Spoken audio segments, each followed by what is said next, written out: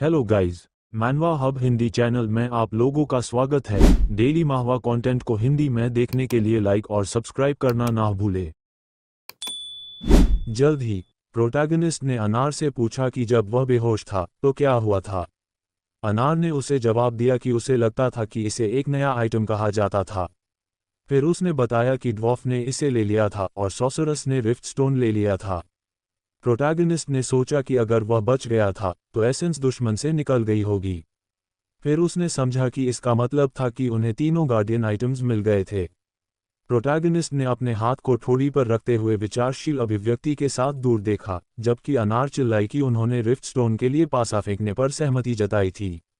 अनार ने जारी रखते हुए चिढ़कर कहा कि रेवन लगातार आपत्ति जता रही थी और जोर दे रही थी। उसके दिमाग में रेवन की याद आई, जो एक बैग को पकड़े हुए कह रही थी कि इससे उसके खर्चों को कवर करना ज्यादा ईमानदारी होगी। हुरो, जिसके चेहरे पर मुस्कान थी, ने अपना हाथ सिर पर रखते हुए एडवेंचरस से कहा कि वे इसे खुद ही सुलझा लें, क्योंकि उसने वैसे भी लगभग कुछ नहीं किया था। अनार ने प्रोटैगनिस्ट को बताया कि हुरो ने कहा था कि यह बहुत महत्वपूर्ण नहीं था, लेकिन वह लगातार बहस करती रही। फिर सॉर्सरस ने उससे कुछ अजीब कहा। रेवन के शब्द ऐसे लग रहे थे कि प्रोटैगनिस्ट ने वैसे भी सबसे अच्छी चीज ले ली थी और इसलिए अगर उसे रिफ्ट स्टोन नहीं मिला तो वह शिकायत नहीं करेगा। प्रोटैगनिस्ट ने हैरानी से आगे देखते हुए सोचा कि ऐसा लगता था कि रेवन एकमात्र ऐसी थी जिसने समझा कि उसने वैम्पायर एसेंस को अब्जॉर्ब कर लिया था। फिर प्रोटैगनिस्ट ने सोचना शुरू किया कि अगर कॉप्स गोलम एसेंस और पोर्शन की कीमत जोड़ दी जाए जो उसने उस पर खर्च किया था, तो यह वास्तव में ऐसा ही था। उसे लगातार नुकसान हुआ था और उसे इस बंटवारे पर कोई अफसोस नहीं था। अनार ने चिढ़कर अपनी बाहों को छाती पर क्रॉस करते हुए कहा कि वह गई और विभिन्न आइटम्स इकट्ठा की और फिर सीधे पोर्टल से चली गई और उसका इंतजार भी नहीं किया। फिर अनार ने रेवन को लालची और गलत कहा। प्रोटैगनिस्ट ने अनार की ओर देखते हुए सोचा कि वह इस पर उससे सहमत था। प्रोटैगनिस्ट ने चौड़ी मुस्कान के साथ अनार को धन्यवाद दिया और कहा कि वह खुश था कि वह हमेशा उस पर भरोसा कर सकता था। अनार ने भी चौड़ी मुस्कान के साथ प्रोटैगनिस्ट को कोहनी से मारा और कहा कि कोई समस्या नहीं थी क्योंकि वे पार्टनर्स थे। फिर अनार ने उससे पूछा कि क्या उनके लिए भी जाने का समय आ गया था। प्रोटैगनिस्ट ने नकारात्मक जवाब दिया और कहा कि उन्हें एक और काम करना था। उसने सोचा कि अगर रेवन ने इस जगह से सभी आइटम्स ले लिए थे तो भी कुछ चीजें बची होंगी। प्रोटैगनिस्ट समझ गया कि यही कारण था कि उसे कम से कम वह चीज लेनी चाहिए। उस पल उसने अपनी मुट्ठी भींची और चौड़ी मुस्कान के साथ आगे देखा। फिर वह अनार की ओर मुड़ा और उससे पूछा कि क्या उसके पास कोई अतिरिक्त कपड़े थे। जल्द ही सिस्टम विंडो पर एक नोटिफिकेशन आया कि वे फर्स्ट फ्लोर यानी क्रिस्टल केव की ओर जा रहे थे।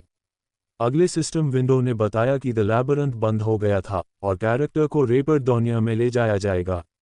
इन घटनाओं के बाद ब्यॉन, जो लगभग पूरी तरह से नग्न था और पीठ पर एक बैग लटकाए हुए था, ने गंभीर अभिव्यक्ति के साथ आगे देखा, जबकि उसके आसपास कई अन्य एडवेंचरर्स थे। एडवेंचरर्स ने व्यवहारिक रूप से नग्न ब्यॉन को हैरानी से देखा, जबकि ब्यॉन ने सोचा कि वह शहर वापस आ गया था और इस बार बहुत सारी समस्याएं थीं। फिर प्रोटैगनिस्ट ने उम्मीद की कि प्रॉफिट इतनी सारी समस्याओं को संतुलित कर देगा। कुछ समय बाद एडवेंचरर्स गिल्ड में काम करने वाली लड़की ने ब्यॉन की ओर एक भरा हुआ बैग बढ़ाया और कहा कि इसमें 23,522 स्टोन्स थे। उसने स्टोन्स के बैग को घूरते हुए सोचा कि इतनी कठिन यात्रा के लिए यह पर्याप्त नहीं था, लेकिन सब ठीक था क्योंकि इस बार उसे 2 एसेंसेस मिली थीं। उसने बैग को हाथ में लिया, लेकिन लड़की ने अचानक बैग वापस ले लिया। प्रोटैगनिस्ट ने हैरानी से उसकी ओर देखा और पूछा कि यह क्या था। लड़की ने आक्रामक तरीके से प्रोटैगनिस्ट की ओर देखा और स्टोन्स के बैग को हाथों में पकड़ते हुए कहा कि यह एक 9th रैंक एक्सप्लोरर के लिए बहुत ज़्यादा था। फिर उसने पूछा कि उसकी पीठ पर बैग में क्या था। प्रोटैगनिस्ट ने गंभीर अभिव्यक्ति के साथ एडवेंचरर्स गिल्ड में काम करने वाली लड़की की ओर देखा और उसके सवाल का जवाब एक सवाल से दिया, मुझे ये जवाब क्यों देना चाहिए। उस पल ब्यॉन ने सोचा कि उससे पहले कभी ऐसा सवाल नहीं पूछा गया था। अचानक पीछे से एक चिल्लाहट ने ब्यॉन को हिलने से मना किया। प्रोटैगनिस्ट ने हैरानी से पीछे मुड़कर देखा और देखा कि उसके पीछे कई गार्ड थे जिन्होंने अपने भालों की धार उसकी ओर तान दी थी। उन्हें हैरानी से देखते हुए उसने खुद से पूछा कि यहाँ क्या हो रहा था। ब्यॉन को संबोधित करते हुए आवाज ने उसे इन्फॉर्म किया कि वे इंटेरोगेशन रूम में बात करेंगे। ओरन थकी हुई अभिव्यक्ति के साथ चौक में मौजूद बड़ी संख्या में एडवेंचरर्स के बीच खड़ी थी। उसने अपने माथे से पसीना पोंछा और कहा कि उसने नहीं सोचा था कि थर्ड फ्लोर पर इतना कठिन होगा। उसने सोचा कि 7th रैंक मॉन्स्टर्स की ताकत अद्भुत थी। उन सभी मॉन्स्टर्स को याद करते हुए उसने सोचा कि रैंक 6 मॉन्स्टर्स की शक्ति भी कमाल की थी, लेकिन उसकी बहन इनसे लड़ चुकी थी। इस बार यह जीवित रहने से ज़्यादा एक एडवेंचर की तरह लग रहा था, और ब्यॉन शायद बहुत हैरान होगा जब वह उससे मिलेगी। जब वह एक प्रतिष्ठान के प्रवेश द्वार के पास पहुंची, तो उसने सोचा कि वे उसे यहाँ नहीं देख पाएंगे। इसके बाद ओवन ने यह मान लिया कि वह खो गया था। उसके चेहरे पर खुशी भरी मुस्कान के साथ उसका चेहरा लाल हो गया, और उसने सोचा कि वह उसे अपनी नई एसेंस दिखाना चाहती थी। फिर उसने सोचा कि वह जानना चाहती थी कि क्या वह फिर से इसका परीक्षण करेगा। ओवन के दिमाग में ब्यॉन की याद आई, जो बिस्तर पर उसके कंधे को खींच रहा था, जबकि वह दर्द से चिल्ला रही थी। उसके चेहरे पर खुशी भरी मुस्कान थी, लेकिन उसने सोचा कि वह थोड़ी चिंतित थी, लेकिन फिर भी वह उसे देखने के लिए बहुत उत्सुक थी। जब ओवन ने एडवेंचरर्स गिल्ड में काम करने वाले आदमी से बात की, तो उसने उसे बताया कि उसने 1,84,185 स्टोन्स कमाए थे और वह जा सकती थी। ओवन ने दोस्ताना मुस्कान के साथ उस आदमी की ओर देखा। जल्द ही अपने कमरे में पानी के उपचार लेते हुए एक बड़े बैरल में बैठी ओवन ने एक मधुर धुन गुनगुनाई। फिर जब वह टाउन स्क्वायर में अपने चलने के कपड़ों में थी, तो उसने सोचा कि वह जानना चाहती थी कि क्या ब्यॉन वापस आ गया था। वह खुश थी और सोच रही थी कि उसे उसके साथ स्टोन से एक स्वादिष्ट डिनर कराना चाहिए। चौड़ी मुस्कान के साथ वह सड़क पर चलते हुए सोच रही थी कि वह इसका इंतजार नहीं कर सकती थी, और उसे यह जानने में बहुत दिलचस्पी थी कि उसने कौन से एडवेंचर्स किए थे। जब वह उस टैवन में पहुंची जहां ब्यॉन ठहरा हुआ था, तो उस आदमी ने, जो इस टैवन में काम करता था, उससे फिर से पूछा, कमरा 302। फिर उस आदमी ने देखा कि इस कमरे का मालिक अभी तक वापस नहीं आया था। ओवन ने उलझन और हैरानी भरी अभिव्यक्ति के साथ फिर से पूछा, अभी तक नहीं। फिर उसका चेहरा उदास हो गया।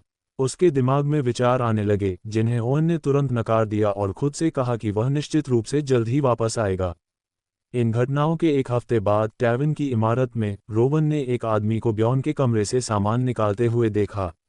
रोवन ने तेजी से उस आदमी को आवाज दी और उससे पूछा कि उसे ब्यॉन के सामान को छूने की इजाज़त किसने दी। उस आदमी ने उसे जवाब दिया कि वह ब्यॉन का इतने लंबे समय से इंतजार कर रहा था, और उसने इससे भी ज़्यादा समय तक इंतजार किया था। फिर उसने कहा कि द लैबिरिंथ बहुत पहले बंद हो गया था, और अगर वह वापस नहीं आया तो सब कुछ स्पष्ट था। ओवन के हाथ दर्द से जोरों से कांपने लगे। इसे छिपाने के लिए उसने अपने हाथों को मुट्ठियों में भींच लिया। उसके दिमाग में एक आवाज ने कहा कि वह शोध के दौरान मर गया था। इन घटनाओं के कुछ समय बाद ओवन बारिश में बाहर बैठी थी, उसका सिर घुटनों पर टिका हुआ था। टूआ उसके पास आए और उसके बगल में खड़ी हो गई। उसने ओवन को उसके नाम से संबोधित किया। ओवन ने अपनी आंखें ऊपर उठाईं, जो आंसुओं से भरी हुई थीं, और अपनी बहन की ओर देखा। टूआ ने अपना हाथ अपनी बहन की ओर बढ़ाया और उसे बताया कि स्थिति की व्याख्या उसे पहले ही कर दी गई थी। फिर उसने ओवन से खड़े होने को कहा और पूछा कि वह यहाँ कब तक बैठी रहेगी। ओवन ने गंभीर और शांत अभिव्यक्ति के साथ आगे देखते हुए टूआ की ओर मुड़कर कहा कि उसे अपने प्रियजनों की रक्षा करने के लिए मजबूत बनना होगा। ब्यॉन ने सोचा कि वह पूरे एक हफ्ते से जेल में बैठा हुआ था। गुस्से भरी अभिव्यक्ति के साथ उसने जेल की सलाखों को देखा और सोचा कि उस पर लूटा होने का आरोप लगाया गया था। पहले इंटरोगेशन के दौरान उस आदमी ने, जो उसके सामने बैठा था, नोटबुक में जानकारी लिखी और ब्यॉन की ओर मुड़कर पूछा कि उसे यह क्रॉसबो कहाँ से मिला। फिर उस आदमी ने सुझाव दिया कि द बार्बेरियंस ने वास्तव में इसका उपयोग करना शुरू कर दिया था। इस इंटरोगेशन के दौरान ब्यॉन का क्रॉसबो, जो उसे अपनी यात्राओं में से एक में मिला था, उसके सामने पड़ा हुआ था।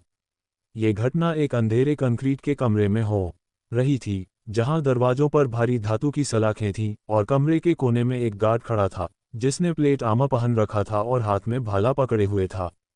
मुख्य किरदार ने इंटरोगेशन करने वाले आदमी को जवाब दिया कि उसे यह हथियार उस आदमी से मिला था, जिसने उसे मारने की कोशिश की थी, और हमलावरों से चीजें लेना कभी समस्या नहीं थी। इंटरोगेशन करने वाले आदमी ने चालाक मुस्कान के साथ सुझाव दिया कि वे सब कुछ शुरू से शुरू करें। फिर उसने ये जानने का फैसला किया कि पहले किसने किस पर हमला किया था। प्रोटैगनिस्ट ने गुस्से में इंटरोगेटर की ओर देखा और उससे पूछा कि क्या वे उसे इतनी मूर्खतापूर्ण वजह के लिए यहाँ बंद करने वाले थे। उस समय ब्यॉन सोच रहा था कि कुछ गलत था, क्योंकि एक अलिखित नियम था कि शोधकर्ताओं से तब तक सवाल नहीं पूछे जाते थे जब तक कि उल्लंघन का सबूत न हो, चाहे वे कुछ भी लेकर आए हों। प्रोटैगनिस्ट बेड़ियों में जकड़ा हुआ उस आदमी के सामने बैठा था जो उसे बता रहा था कि कुछ दिन पहले नियम बदल गए थे और उन्होंने 9th रैंक रिसर्चर्स की जांच करने का फैसला किया था ताकि दूसरों पर हमलों की संख्या कम हो सके। प्रोटैगनिस्ट ने सोचा कि जिनके पास ताकत और शक्ति नहीं थी उनके लिए जीवन हमेशा कठिन रहा था, और शायद उन्होंने उन सभी को निशाना बनाने का फैसला किया था जिनके पास कोई संबंध नहीं था और बहुत सारा लूट था, यानी उस जैसे लोग। फिर इंटरोगेटर ने फिर से ब्यॉन की ओर मुड़ा और उसे आदेश दिया कि वह उसे बताए कि उसे यह कहाँ से मिला। प्रोटैगनिस्ट ने समझाया कि जैसा कि उसने पिछली बार कहा था, यह उस आदमी का हथियार था जिसने पहले उस पर हमला किया था। प्रोटैगनिस्ट को याद आया कि अब वे उस घटना के बारे में बात कर रहे थे जब उनकी मुलाकात मरॉडर्स के एक समूह से हुई थी, लेकिन उसने इस लड़की का जिक्र नहीं किया, क्योंकि अगर वह अपना बार्बेरिक प्रॉमिस तोड़ता है तो वह समझ सकती है कि वह एक बुरी आत्मा से ग्रस्त है। इंटरोगेशन करने वाले आदमी ने चालाक मुस्कान के साथ अपने चश्मे को ठीक करते हुए ब्यॉन से फिर से पूछा कि क्या वह गर्दन में घाव से बच गया था। फिर उसने उससे पूछा कि उसका निशान कहाँ था। प्रोटैगनिस्ट ने हैरानी से उस आदमी की ओर देखा, अपने गले को हाथ से पकड़ा और उससे पूछा कि क्या वह इसे खुद नहीं देख सकता था। फिर प्रोटैगनिस्ट ने उसे बताया कि उसका निशान सीधा था। अचानक प्रोटैगनिस्ट को अपने गले पर निशान नहीं मिला और उसने हैरानी से खुद से पूछा कि क्या वैम्पायर एसेंस ने निशानों को भी ठीक कर दिया था। ये समझने के बाद प्रोटैगनिस्ट इस निष्कर्ष पर पहुंचा कि वह फिर से बदकिस्मत था और वह नहीं चाहता था, लेकिन उसे रिफ्ट के बारे में बात करनी पड़ी। इंटरोगेशन करने वाले आदमी ने बेकाबू हंसी के साथ ब्यॉन से फिर से पूछा, रिफ्ट? फिर उसने पूछा कि उस फ्लो पर वैम्पायर कहाँ से आ सकता था। इसके बाद इंटरोगेशन करने वाले आदमी ने खुशी से चिल्लाते हुए कहा कि वैम्पायर्स झूठ बोलने में अच्छे नहीं होते। मुख्य किरदार ने गुस्से में उस आदमी की ओर देखते हुए आदेश दिया कि वह एक मैजिशियन को बुलाए। फिर मुख्य किरदार ने गुस्से में बोला कि वे मेमोरी मैजिक की मदद से सब कुछ जांच सकते थे। इंटरोगेशन करने वाले आदमी ने अपनी कुर्सी से उठते हुए ब्यॉन से फिर से पूछा, क्या एक 9th रैंक बार्बेरियन के लिए मैजिशियन को बुलाएंगे? उस आदमी ने कहा कि केवल 7th रैंक और उससे ऊपर के शोधकर्ता ही इसके लिए अनुरोध कर सकते हैं। मुख्य किरदार ने गंभीरता से उस आदमी की ओर देखते हुए पूछा, क्या ये तब भी होगा जब मैं इसके लिए खुद भुगतान करूंगा? इंटरोगेशन करने वाले आदमी ने कमरे से बाहर जाते हुए ब्यॉन की ओर हाथ हिलाया और उसे बताया कि वे अभी भी उसका पैसा ले लेंगे। फिर उसने ब्यॉन से पूछा कि इस बेकार चीज़ पर पैसा क्यों खर्च करें। कमरे से बाहर जाते हुए इंटरोगेशन करने वाले आदमी ने कहा कि वह समझ गया था और वह द गिल्ड से मैजिशियन को बुलाने के बारे में सोचेगा। प्रोटैगनिस्ट ने समझा कि पहले दिन सब कुछ यथासंभव खराब हो गया था। 2 दिन बाद सिस्टम विंडोज़ पर नोटिफिकेशंस आई कि कैरेक्टर का स्पिरिट इंडिकेटर 90 यूनिट से ऊपर था और वह मेंटल मैजिक का विरोध कर रहा था। मेज, जो अपनी मैजिकल एनर्जी को ब्यॉन के सिर पर प्रोजेक्ट कर रहा था, ने उलझन भरी अभिव्यक्ति के साथ कहा कि उसकी मेंटल बैरियर बहुत मजबूत थी और यहाँ टावर से एक मेज की आवश्यकता थी। ये सुनकर प्रोटैगनिस्ट ने मन ही मन कोसते हुए महसूस किया कि 9th रैंक मेज का स्पेल उस पर काम नहीं किया था।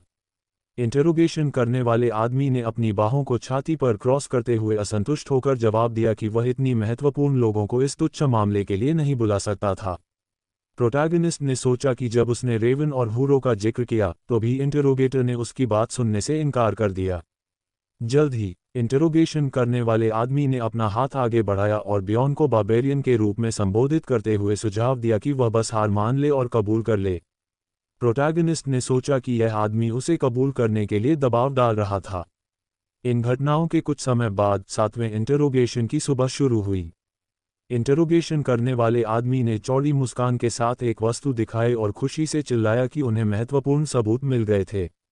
प्रोटैगनिस्ट ने हैरानी से आगे देखा और सोचा कि यह कम्युनिकेशन स्टोन था जो उसने क्रिस्टल यूनियन से लिया था। इंटरोगेशन करने वाले आदमी ने इस कम्युनिकेशन स्टोन को हाथ में पकड़ते हुए चौड़ी मुस्कान के साथ कहा कि ऐसा लगता था कि क्रॉसबोमन उसका पहला शिकार नहीं था।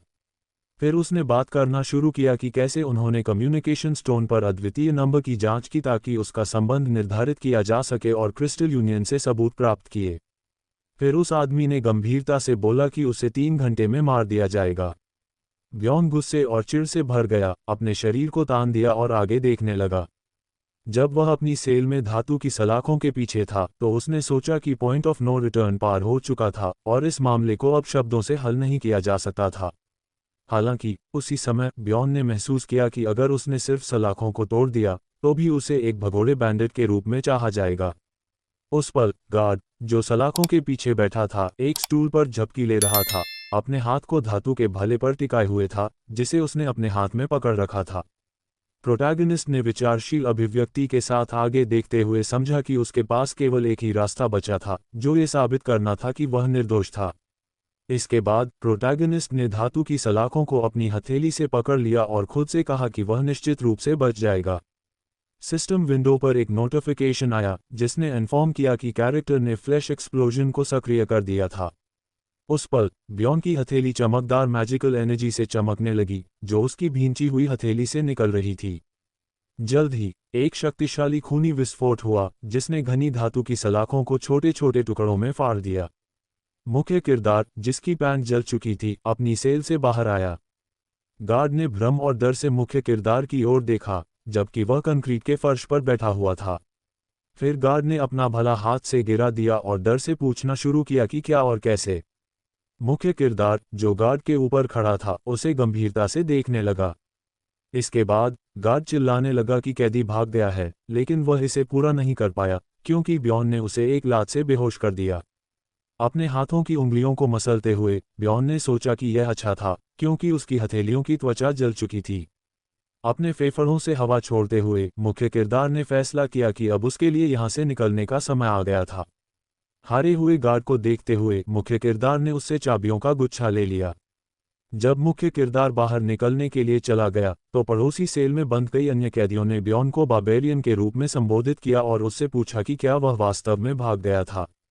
इसके बाद एक कैदी जोर से हंसने लगा और कहा कि वह एक पूरी तरह से पागल व्यक्ति था। बंद कैदियों ने मुख्य किरदार से उन्हें रिहा करने का अनुरोध किया। इन कैदियों की ओर मुड़ते हुए ब्यॉन ने समझा कि उनमें से कुछ ने शायद वास्तविक अपराध किए थे, लेकिन एक निर्दोष बार्बेरियन को इसकी परवाह नहीं करनी चाहिए। गार्ड से ली गई चाबियों का उपयोग करते हुए ब्यॉन ने ताला खोल दिया और खुशी से भरे कैदी आज़ादी की ओर भागते हुए चिल्लाने लगे कि अब वे आज़ाद थे। फिर कैदियों ने यहां से भागने का फैसला किया, जोर जोर से और खुशी से बार बार चिल्लाते हुए, बार्बेरियन। जब कैदी जेल से भागे तो उन्होंने ब्यॉन को बार्बेरियन ऑफ फ्रीडम कहा। इस समय गिल्ड ऑफ रिसर्चर्स में, यानी पहली मंजिल के हॉल में, दरवाजों के पास से अचानक एक जोरदार धमाका हुआ जहां हथियारबंद गार्ड खड़े थे। गार्ड ने भ्रम से इस दरवाजे की ओर मुड़कर देखा, जिसके बाद एक शक्तिशाली झटका लगा जिसके कारण गेट अचानक खुल गए। कैदी इन गेट से बाहर निकल आए और उत्तेजित अभिव्यक्तियों के साथ जोर से चिल्लाने लगे, आज़ादी। कैदियों ने विभिन्न सहज मेले वेपन्स पकड़े हुए खुद को आज़ाद कर लिया। एक्सप्लोरर्स गिल्ड का एक डरा हुआ कर्मचारी डर से कैदियों से भागने की कोशिश करते हुए चिल्लाया कि वे भाग गए थे। एक्सप्लोरर्स गिल्ड में काम करने वाली एक लड़की ने डर भरी अभिव्यक्ति के साथ अपना हाथ एक तरफ इशारा किया और एक्सप्लोरर्स से मुड़कर उनसे सभी कैदियों को पकड़ने में मदद करने का अनुरोध किया। इसके बाद उसने बोला कि इसके लिए इनाम होगा। इस इनाम की घोषणा के बाद कई एडवेंचरर्स, जो कैदियों के विपरीत सामान्य इक्विपमेंट से लैस थे, इन कैदियों पर हमला करने के लिए दौड़ पड़े, जोर से चिल्लाते हुए। कैदियों ने अन्य एक्सप्लोरर्स की ओर मुड़कर उन्हें गाली देना शुरू कर दिया और उन्हें अपनी ओर आने के लिए कहा। मुख्य किरदार टकराव से बचते हुए सीढ़ियों पर चढ़ गया, ये समझते हुए कि कैदियों को जल्दी या बाद में पकड़ लिया जाएगा, क्योंकि उनके पास कुछ चोरी किए गए हथियारों के अलावा सामान्य हथियार भी नहीं थे। तनाव भरी अभिव्यक्ति के साथ ब्यॉन आगे भागते हुए खुद से पूछ रहा था कि क्या वे कम से कम 5 मिनट तक टिक सकते थे। फिर प्रोटैगनिस्ट ने समझा कि उसके पास समय नहीं था। सीढ़ियों पर चढ़ते हुए उसने सोचा कि वह सिर्फ भागना नहीं चाहता था। जब प्रोटैगनिस्ट सीढ़ियों पर चढ़ गया तो उसने एक दरवाजा देखा जो एक कमरे की ओर जाता था, जिसके बगल में 4 गार्ड खड़े थे। एक गार्ड, जिसने अपने हाथ में तलवार पकड़ी हुई थी, ने दूसरों की ओर मुड़कर उन्हें आदेश दिया कि वे इस कैदी को शाखा के प्रमुख तक न जाने दें। प्रोटैगनिस्ट ने गंभीर अभिव्यक्ति के साथ इन गार्डों की ओर देखा और अपने हाथ में मैजिकल एनर्जी को केंद्रित करते हुए फ्लैश एक्सप्लोजन का उपयोग किया, जिसके बाद उसका हाथ कई छोटे खूनी टुकड़ों में फट गया। पहली मंजिल पर बंद कैदियों ने भ्रम से ये देखा और पूछा कि इन कैदियों को ब्यॉन के मैजिक के संपर्क में क्यों लाया गया था, जिसके कारण वे भ्रम से अपने सिर को हाथों से पकड़ते हुए पूछने लगे, क्या यह एसिड है। इसके बाद कैदी दर्द से पागलों की तरह चिल्लाने लगे और शिकायत करने लगे कि उन्हें गर्मी लग रही थी। प्रोटैगनिस्ट ने समझा कि अब इसका समय आ गया था। इसके बाद प्रोटैगनिस्ट ने सैक्रिफिशियल सील का उपयोग किया, जिसके कारण प्रोटैगनिस्ट को 100 मीटर के दायरे में पीड़ितों की संख्या के आधार पर शारीरिक क्षमताओं में वृद्धि मिली। मैजिकल एनर्जी से भरा हुआ, ब्यॉन ने आत्मविश्वास से भरी मुस्कान के साथ आगे देखा और सोचा कि उसे अतिरिक्त ताकत मिल गई थी। इसके बाद वह अपने सामने खड़े गार्डों पर हमला करने के लिए दौड़ पड़ा, जोर से चिल्लाते हुए, वेला। गार्ड, जिसने अपने हाथ में तलवार पकड़ी हुई थी, ने ब्यॉन पर हमला करने की कोशिश की, लेकिन एक पल बाद वह ब्यॉन के एक ही वार से कुचल दिया गया। प्रोटैगनिस्ट ने इस गार्ड को जमीन में दबा दिया, जिसके कारण कई पत्थर के टुकड़े चारों ओर उड़ गए। इस गार्ड के मुंह से आधे दांत खून के थक्कों के साथ बाहर निकल गए। एक अन्य गार्ड ने ब्यॉन को एक नॉन एंटिटी कहा और एक पल बाद उसने ब्यॉन की बांह पर एक काटने वाला वार किया। प्रोटैगनिस्ट ने पागलपन भरी अभिव्यक्ति के साथ आगे देखते हुए अपनी बांह दिखाई, जो तुरंत ठीक होने लगी। गार्डों ने इसे भ्रम से देखा और पूछा, यह क्या है? इसके बाद वे आश्चर्य से चिल्लाने लगे कि उसका घाव बिना किसी पोषण के तुरंत ठीक हो गया था। हालांकि गार्ड के पास इन शब्दों को पूरा करने का समय नहीं था, क्योंकि ब्यॉन ने उसे अपनी मुट्ठी से जबड़े पर मारकर अचानक बातचीत को बाधित कर दिया। जब प्रोटैगनिस्ट ने ऐसा किया तो उसने सोचा कि उसे वह ताकत महसूस हुई जो उसे अभिभूत कर रही थी। गार्ड डर से भरी अभिव्यक्तियों के साथ देख रहे थे कि कैसे उनका साथी प्रोटैगनिस्ट के वार से पीछे धकेल दिया गया था। प्रोटैगनिस्ट ने देखते हुए सोचा कि इस एनहांसमेंट का प्रभाव बस शानदार था। गार्ड डर से कांप रहे थे और एक दूसरे से बात करते हुए पूछ रहे थे, क्या यह एक 9th रैंक बार्बेरियन नहीं है? वे अविश्वसनीय रूप से मजबूत ब्यॉन से हैरान थे, जो उस पल उनकी ओर पागलपन भरी मुस्कान के साथ बढ़ रहा था। उसने सोचा कि शाखा में केवल लो रैंकिंग रिसर्चर्स को बंद किया गया था और इन गार्डों ने उम्मीद नहीं की थी कि यहाँ कोई मजबूत व्यक्ति होगा। जल्द ही ब्यॉन ने गार्ड को मारा और तुरंत उसे हरा दिया, जिसके बाद उसने दूसरे गार्ड के साथ भी ऐसा ही किया, जिससे उसके हाथों से खून के शक्तिशाली छींटे उड़े। जब प्रोटैगनिस्ट ने गार्डों से निपट लिया तो उसने उस दरवाजे की ओर देखा जिसकी वे रक्षा कर रहे थे। उसने सोचा कि यह तीसरी मंजिल पर शाखा प्रबंधक के कार्यालय का दरवाजा था। जब प्रोटैगनिस्ट ने सामने के दरवाजे को खोला तो वह आदमी, जो दहलीज पर एक मेले वेपन लिए छिपा हुआ था, उस पर हमला करने वाला था। प्रोटैगनिस्ट ने इसे देखा और सोचा कि उसके लिए एक घात लगाया गया था। उस आदमी ने ब्यॉन के पैर पर एक काटने वाला वार किया, जिससे उसके पैर से खून के छींटे उड़े। प्रोटैगनिस्ट पीछे हट गया और इस आदमी ने धोखे भरी मुस्कान के साथ चिल्लाया, बस करो। अचानक उस आदमी की नज़र विकृत हो गई। उसने भ्रम से आगे देखा और जोर से चिल्लाया, क्योंकि ब्यॉन का खून, जो उसके चेहरे पर लग गया था, उसकी त्वचा को जलाने लगा, जिससे वह आदमी जोर से चिल्लाने लगा। प्रोटैगनिस्ट ने मुस्कुराते हुए उस आदमी को पीड़ित होते देखा और मानसिक रूप से उससे माफ़ी मांगी, ये देखते हुए कि उसके खून में वास्तव में एसिड था। अचानक प्रोटैगनिस्ट ने एक डरी हुई महिला की चीख सुनी। ब्यॉन ने हैरानी से इस चीख की ओर मुड़कर देखा और देखा कि यह एक लड़की थी, जो कमरे के दूसरे छोर पर छिपी हुई थी और उस आदमी के दर्द को देखकर डर से चिल्ला रही थी। ये लड़की, जो एक एरिस्टोक्रेटिक रोब पहने हुए थी और डर से अपना चेहरा ढके हुए थी, डर से कांप रही थी। प्रोटैगनिस्ट ने उसकी ओर मुड़कर पूछा, तुम कौन हो? उस आदमी, जिसके चेहरे पर रासायनिक जलन थी और जो अपनी क्षतिग्रस्त त्वचा को दबा रहा था, ने तेजी से ब्यॉन को आदेश दिया कि वह उसे न छुए। फिर उसने चिल्लाया कि यह रीजनल लीडर की बेटी थी। प्रोटैगनिस्ट ने मानसिक रूप से दोहराया, रीजनल लीडर की बेटी। यह उसके लिए अद्भुत खबर थी, लेकिन उसके विचार एक्सप्लोरर्स गिल्ड की शाखा के प्रमुख द्वारा बाधित हो गए। इस आदमी ने चिढ़कर उसे समझाया कि अगर उसने उसे छूने की हिम्मत की तो वह निश्चित रूप से यहाँ से नहीं जा पाएगा। चेहरे पर एक तेज वार के बाद एक्सप्लोरर्स गिल्ड की शाखा का प्रमुख बेहोश हो गया। उसे देखते हुए ब्यॉन ने अपनी योजना बदलने का फैसला किया। इसके बाद उसने सोचना शुरू किया कि उसे ऐसा मौका नहीं मिलेगा, क्योंकि रीजनल लीडर की बेटी की उपस्थिति सब कुछ बदल देती है। इस समय रीजनल लीडर की बेटी ने ब्यॉन की ओर मुड़कर जोर से पूछा कि वह ऐसा कैसे कर सकता है। प्रोटैगनिस्ट ने उसे देखते हुए सोचा कि सब कुछ आसान या बहुत कठिन हो सकता है। रीजनल लीडर की बेटी ने उससे पूछना शुरू किया कि क्या उसे शुरू से पता था कि वह आएगी। फिर वह नर्वस होकर यह मानने लगी कि उसने ये सब पहले से ही योजना बनाई थी।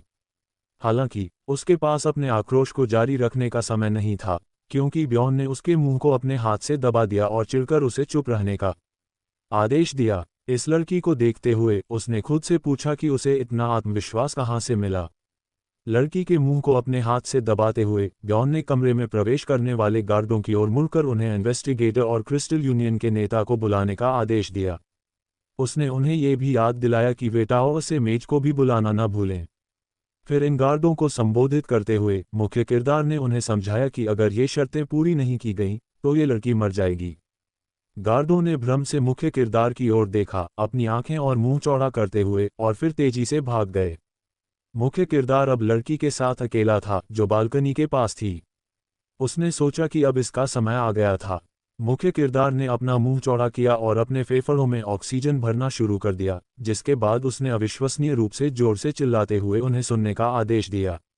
उस पल जॉन एडवेंचरर्स गिल्ड की इमारत की बालकनी पर खड़ा था। कई एडवेंचरर्स बालकनी के नीचे थे और देख रहे थे कि जॉन उन्हें क्या कर रहा था। उस पल रीजनल लीडर की बेटी को अपने हाथ से दबाते हुए जॉन ने समझा कि काउंटर अटैक का समय आ गया था। उन एडवेंचरर्स को संबोधित करते हुए जो उसे सुन रहे थे, जॉन ने चिल्लाकर कहा कि उसका नाम जॉन यैंडल था। एडवेंचरर्स ने हैरानी से प्रोटैगनिस्ट की ओर देखा और पूछना शुरू किया कि वहां क्या हो रहा था। इसके बाद उनमें से एक ने यह माना कि ये भागे हुए कैदी थे। लोग जो हो रही घटनाओं को देख रहे थे ने हैरानी से उसकी ओर देखा और पूछा कि वह वहां क्या कर रहा था। प्रोटैगनिस्ट ने उन लोगों को संबोधित करते हुए जो उसे सुन रहे थे चिल्लाकर कहा कि द गिल्ड उसे फंसाने की कोशिश कर रही थी, यानी एक 9th रैंक रिसर्चर। फिर उसने भगवान की कसम खाई कि वह निर्दोष था और उसके खिलाफ सभी आरोप झूठे थे क्योंकि वह दोषी नहीं था। प्रोटैगनिस्ट ने समझा कि इन कार्यों के बाद इस शक्ति के दुरुपयोग को बिना किसी परिणाम के नहीं भुलाया जाएगा। इस समय मैजिक टावर में एक आवाज ने फिर से पूछा, रिसर्चर्स गिल्ड से एक जरूरी कॉल। यह एक आदमी था जिसका नाम टिमियन था, जिसने इस सवाल का सकारात्मक जवाब दिया और समझाया कि शाखा के प्रमुख को मदद की जरूरत थी क्योंकि उसे लगता था कि कोई आदमी आ गया था। रेवन ने हैरानी से टिमियन की ओर देखा और उससे फिर से पूछा, एक आदमी? टिमियन, जो एक प्रयोगशाला जैसे कमरे में था, ने रेवन को समझाना शुरू किया कि इस आदमी ने सभी कैदियों को आज़ाद कर दिया था और रीजनल मैनेजर की बेटी को बंधक बना लिया था और अब वह टावर से एक मेज को बुलाने की मांग कर रहा था। रेवन ने इस कहानी को सुनने के बाद ये टिप्पणी की कि उसे लगता था कि इस आदमी के पास दिमाग नहीं था। फिर उसने कहा कि वह एक ऐसे ही मनोरोगी को जानती थी। अपनी उंगलियों को चटकाते हुए रेवन ने विज़र्ड्स कॉस्ट्यूम पहन लिया और मुस्कुराते हुए सहमति जताई कि वह सब कुछ जांचेगी और उसे बस किसी को ढूंढने की जरूरत थी। इसके बाद उसने सोचा कि इस आदमी का चेहरा देखना उसके लिए दिलचस्प होगा। इन घटनाओं के कुछ समय बाद रेवन ने मुख्य किरदार को देखा जो रीजनल मैनेजर की बेटी को अपने हाथ से दबाए हुए था। रेवन ने कहा कि वह मैजिक टावर से भेजी गई थी। उसके बाद वह हिलते हुए पूछती है कि क्या जॉन यैंडल है। रेवन ने हैरानी से पूछा कि वह क्या सोच रहा है। फिर उसने उंगली से उसकी ओर इशारा करते हुए पूछा कि क्या उसने फैसला कर लिया है कि उसके पास 9 जाने हैं। रेवन चिल्लाने लगी कि उसे लगा था कि वह किसी मूर्ख से मिलेगी और फिर यह बार्बेरियन फिर से सामने आ गया। मुख्य कैरेक्टर ने उसे रुकने को कहा और समझाया कि अगर वह स्थिति को समझ लेती है तो वह इसे जल्दी से निपटा सकती है।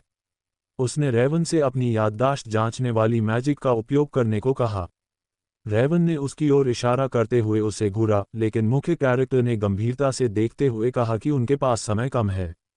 रेवन ने उससे सहमति जताई, लेकिन कहा कि वह उससे एक इच्छा पूरी करने का वादा लेगी। मुख्य कैरेक्टर ने सहमति दी, लेकिन शर्त रखी कि यह इच्छा उचित सीमाओं के भीतर होनी चाहिए। रेवन ने सहमति जताई और कहा कि उसने ये वादा किया है। फिर उसने अपना हाथ आगे बढ़ाया और अपनी हथेली से मैजिकल एनर्जी निकालते हुए जॉन के सिर की ओर इशारा किया। रेवन ने एक जादू चलाया और कुछ ही देर में मुख्य कैरेक्टर का सिर चमकने लगा। रेवन ने हैरानी से देखा कि यह काम नहीं कर रहा था। उसने जॉन से पूछा कि क्या उसके पास कोई मानसिक बाधा वाला आर्टिफैक्ट है। इस बीच क्षेत्रीय नेता की बेटी चारों ओर देख रही थी, उलझन में। जॉन ने जवाब दिया कि वह खुद देख सकती है कि उसकी स्थिति क्या है। उसने पूछा कि उसे ऐसी चीज कहां से मिलेगी। मुख्य कैरेक्टर ने महसूस किया कि उसके पास कोई विकल्प नहीं है और उसने रेवन से याददाश्त को दृश्यमान बनाने वाली मैजिक का उपयोग करने को कहा। तभी एक जोरदार चीख ने उनकी बातचीत को बाधित किया। यह एक पुरुष की आवाज थी जो चिल्ला रहा था, नेता। यह आवाज उस आदमी की थी जो जॉन से पूछताछ कर रहा था। अब इस आदमी ने चिंतित भाव से शोधकर्ताओं गिल्ड के शाखा प्रबंधक को उठाया, जिसे मुख्य कैरेक्टर ने हरा दिया था, और पूछा कि क्या वह ठीक है। फिर पूछताछ करने वाले आदमी ने शोधकर्ताओं गिल्ड के शाखा प्रबंधक से पूछा कि यहाँ क्या हुआ। उसने देखा कि वे पहली मंजिल पर भागने वालों को लगभग दबा चुके थे। उसने पूछा कि क्या कोई वाकई यहाँ आ गया था। जब उसने ऊपर देखा तो उसने बॉन को हैरानी से देखते हुए पाया और पूछा कि वह कैसे खड़ा हो गया। पूछताछ करने वाले आदमी ने मुख्य कैरेक्टर की ओर इशारा करते हुए चिल्लाया कि यह वही आदमी है जिसने सभी को छोड़ दिया। शोधकर्ताओं गिल्ड के शाखा प्रबंधक ने सोफे पर बैठकर अपना सिर पकड़ लिया और कहा कि वह इस बारे में जानता है। पूछताछ करने वाले आदमी ने फिर से हैरानी से पूछा और कहा कि उसे यह बात पहले ही कह देनी चाहिए थी। एक्सप्लोरर्स गिल्ड के शाखा प्रबंधक ने सिर झुकाते हुए कहा कि यह बार्बेरियन दावा करता है कि उसे फंसाया गया है। उसने पूछा कि क्या ये सच है। फिर उसने गंभीरता से पूछताछ करने वाले आदमी से पूछा कि उसके निष्कर्ष का आधार क्या है। पूछताछ करने वाले आदमी ने फिर से हैरानी से पूछा कि क्या उन्हें फंसाया गया था।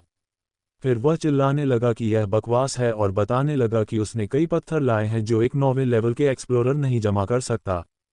उसने बताया कि जब उन्होंने बैकपैक की जांच की तो उन्हें बहुत सारा इक्विपमेंट मिला और किसी और का कम्युनिकेशन स्टोन भी। पूछताछ करने वाले आदमी ने कहा कि क्रिस्टल यूनियन के गवाहों ने पुष्टि की कि मुख्य कैरेक्टर ने निर्दोष लोगों को मारकर उनकी चीजें ले लीं। मुख्य कैरेक्टर ने फिर से पूछा कि क्या ये गवाही क्लैन के सदस्यों की थी। उसने देखा कि मेजर्स ने इसे पुष्टि नहीं की थी और इन शब्दों का कोई वजन नहीं था। एक्सप्लोरर्स गिल्ड के शाखा प्रबंधक ने फिर से हैरानी से पूछा कि फिर क्या हुआ। उसने पूछताछ करने वाले आदमी से पूछा कि उन्होंने मैजिक से उसकी जांच क्यों नहीं की। पूछताछ करने वाले आदमी ने बॉन की ओर इशारा करते हुए चिल्लाया कि ऐसा इसलिए हुआ क्योंकि वह झूठ बोलता रहा।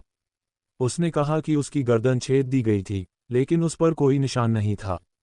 उसने ये भी कहा कि उसने एक वैम्पायर का एसेंस अब्जॉर्ब कर लिया था। एक्सप्लोरर्स गिल्ड के शाखा प्रबंधक ने हैरानी से पूछा, वैम्पायर का एसेंस? पूछताछ करने वाले आदमी ने जल्दी से इसकी पुष्टि की और पूछा कि कौन इस पर विश्वास करेगा। उसने पूछा कि पहली मंजिल के रिफ्ट में वैम्पायर कैसे आया। फिर उसने जोर देकर कहा कि बॉन आराम से झूठ बोल सकता है क्योंकि उसके पास कुछ ऐसा फीचर है जो मैजिक को ब्लॉक करता है। उसने पूछा कि क्या टॉवर के कीमती मेजर्स को ऐसी चीज के लिए परेशान करना उचित है। उसने अपने चश्मे को समायोजित किया और सोचा कि यह निश्चित रूप से इस बार्बेरियन का अंत होगा। हालांकि रेवन शांत भाव से बॉन के पीछे से आए और कहा कि बॉन ने वाकई पहली मंजिल के रिफ्ट में वैम्पायर का एसेंस अब्जॉर्ब कर लिया था।